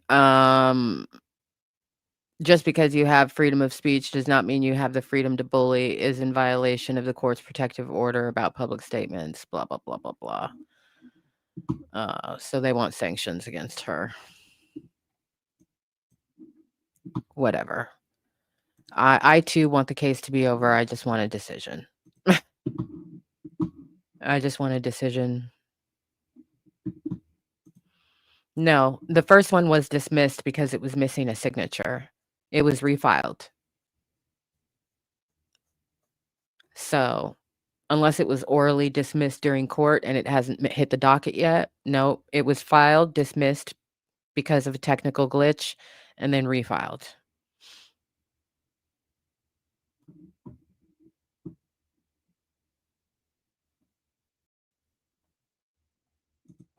I don't know. I don't remember the protective order in detail. That was so long ago.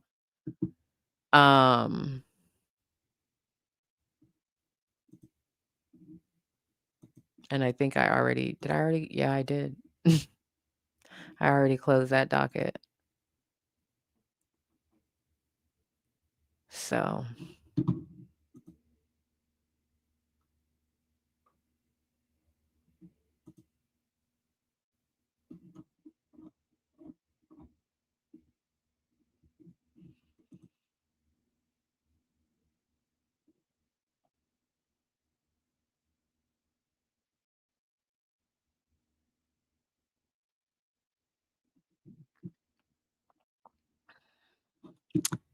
yeah.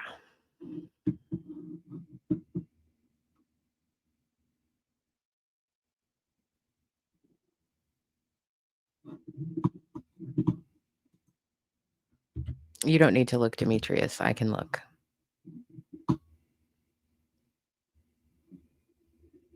Or maybe I can't. Fuck. Ugh, God damn it.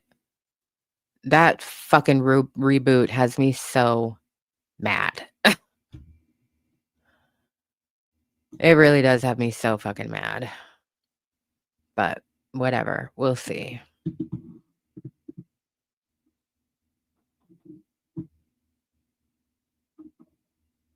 And you know, it's beside the point. It doesn't matter. It doesn't have any effect on anything. It can't impact the jury. They're not supposed to be watching any news coverage about the case. They're saying, I think what I saw was that it resulted in, you know, some random threats against her via social media from people she doesn't know. Her being Milagro Grams. And child, I don't give a shit. I don't care. That's what you get for being a biscuit head ass bitch.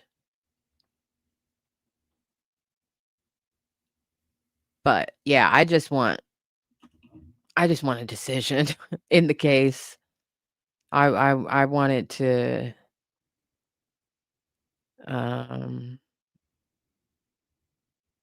I haven't checked. I don't know if they're on their way to closing statements or if they think they're gonna have to have another day of you know, testimony. But I would hope that this would be over in its entirety before Thanksgiving. I'm sure the jury wants it to be over as well because they'd like to focus on, you know, family or vacation or whatever. You Woman You says, truly how ironic. The audacity. This is what these people get by off of, is audacity. This is what they get by off of, is audacity.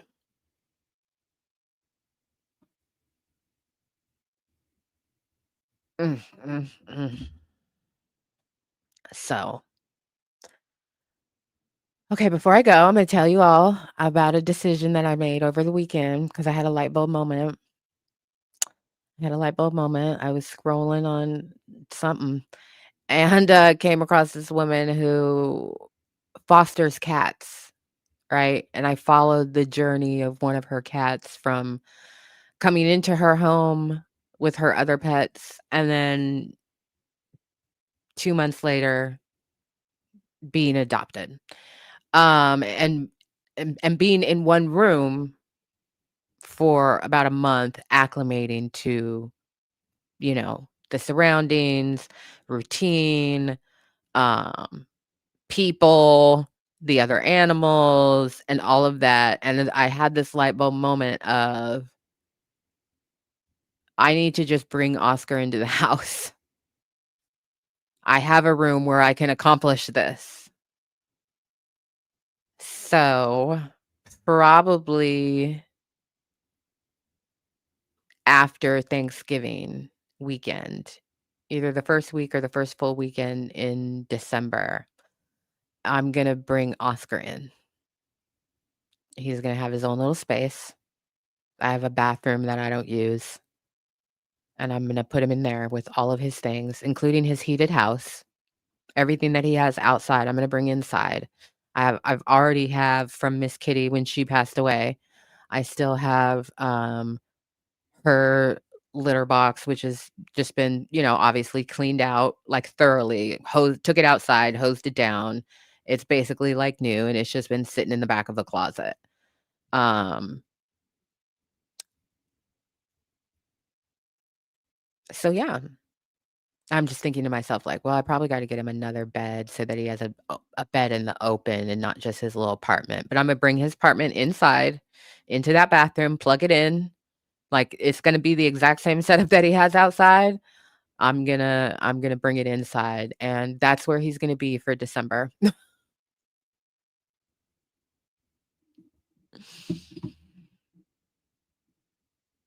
Yeah, I just had that light bulb moment of I mean, I was definitely like it's been 2 years since he came running into my house in the middle of a storm, and it's been 5 years that we've known each other. And yeah, I was just watching this young woman's videos and just like it just clicked for me of because she was talking about the rule of 3. They need at least 3 days to decompress. They need at least, um 3 weeks to acclimate, and then they need at least 3 months to, like, really be themselves, and I thought to myself, "Um, I can do that. I can do that. I can do that right in that," and she kept the cat in, yeah, in a bathroom with all their things. Yeah, so that's what I'm gonna do. That's what I'm gonna do. This week, I'm gonna make sure everything's all cleaned up and tidy and, that it's really kind of sparse in there. Um And then I'm just gonna bring in all his shit, and I'm gonna bring him in there. Put him in there, and we're gonna start from there. I'll put a camera in there as well, so that I can check on him, and we'll just see how it goes, and if the other thing is I don't have anybody next to me right now too, so if he gets a little yowly, you know, um, even though these walls are really thick, and, like, when there was somebody here, there was no, like I never heard them, ever. Um So I don't think it would have been a problem anyway, but just in case, I was like, "Yeah, he can do that. He can do that. He can be away from Princey, who is, other cat aggressive." But I have high hopes that if I really do go through the whole acclimation process, it will be an acclimation for both of them. And then I was also doing some research and seeing how the interior door, like, net zipper divider things, they've gotten so much better over the years, and I've seen quite a few videos of people who foster cats who already have pets who, like, after 3 or 4 weeks of the door being closed, will install a thing so that the cats can see, each other, freak out, which is exactly what Princey's gonna do. He's gonna freak out, act like he's big and bad, all of that. And then we're just gonna go from there. It never really I mean, I know up until this point, I've basically said, "I'm not gonna do that, I'm not gonna bring him in if he doesn't wanna be here." But, circumstances change and evolve over time, and there's gonna be some changes in the new year, and Oscar needs to be a part of the family when those changes happen, so, yeah, that's what we're gonna do.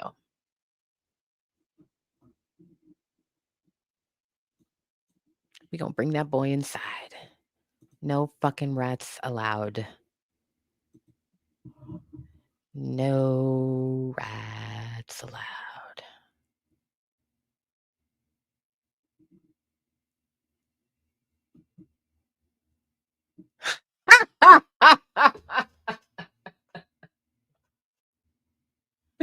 Is it safe for you to come back to the chat? Of course it is, beloved. What you talking about? What you talking about? Yeah. Yeah, it just feels right. It just feels right. So, I'm making a mental list of the things that I need to make sure that he has, and then we're just gonna do it. Yeah.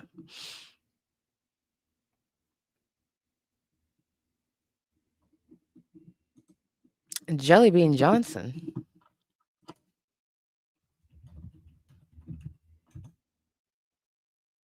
Oh, yeah, I did see that.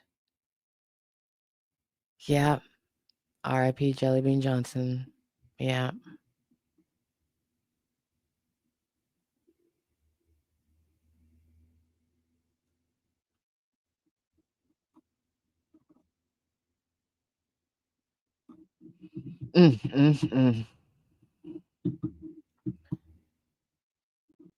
Jimmy Cliff, Jellybean Johnson.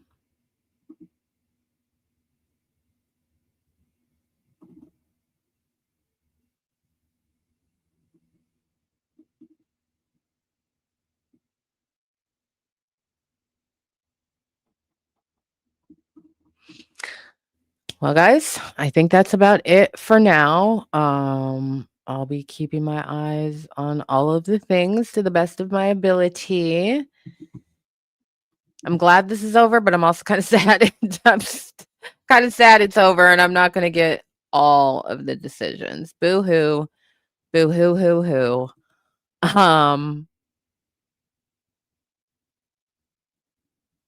But this was good. This was good. Shout out to the replay gang. You are really going to enjoy, or you're at the end now, so I hope you really did enjoy. I'm going to replay so I can chapter it up because that was really gobsmacking. I'm still kind of like, I really don't know what to say. I need to go think and process. Also find some food and eat something, but I need to just let it sink in and listen to the document and just kind of absorb. And then also I will be watching for how he freaks out and whatnot, you know? So, yeah. So I think somebody asked if this is appealable.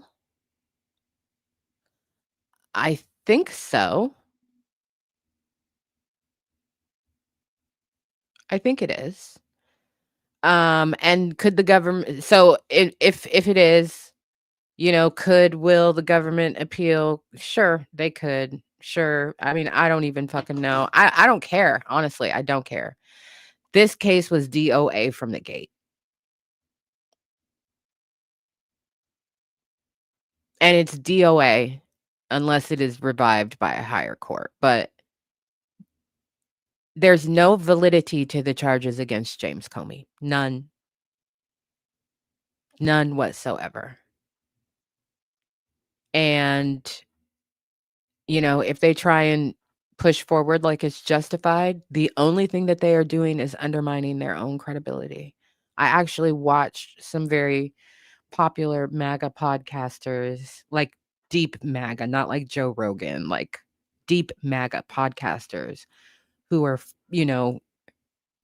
were forever Trumpers, very vocal, very influential. And they are all talking about the same thing, which is that the Department of Justice and the FBI cannot be trusted. And they're citing this case. This was over the weekend. They're talking about the Epstein files, but they're citing what's happening in real time. We can't trust Bondi. We can't trust Kash Patel.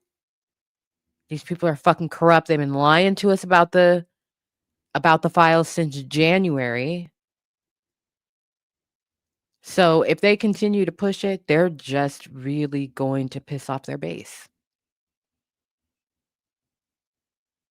So, yeah. Yeah, I'm not concerned about it. There's no validity to this case, and neither of these people are going to be convicted of anything. And the more he fucks with them, the more he gives them to fuck with him right back. So, I may see you later today. I may not, but I hope you have a good rest of the day. If I don't see you, I'm going to go sit a dazed and find some snackies. Thanks for hanging out with me. Hit the like button on your way out. Hype this if you have some hype points. And I'll see you soon. Peace.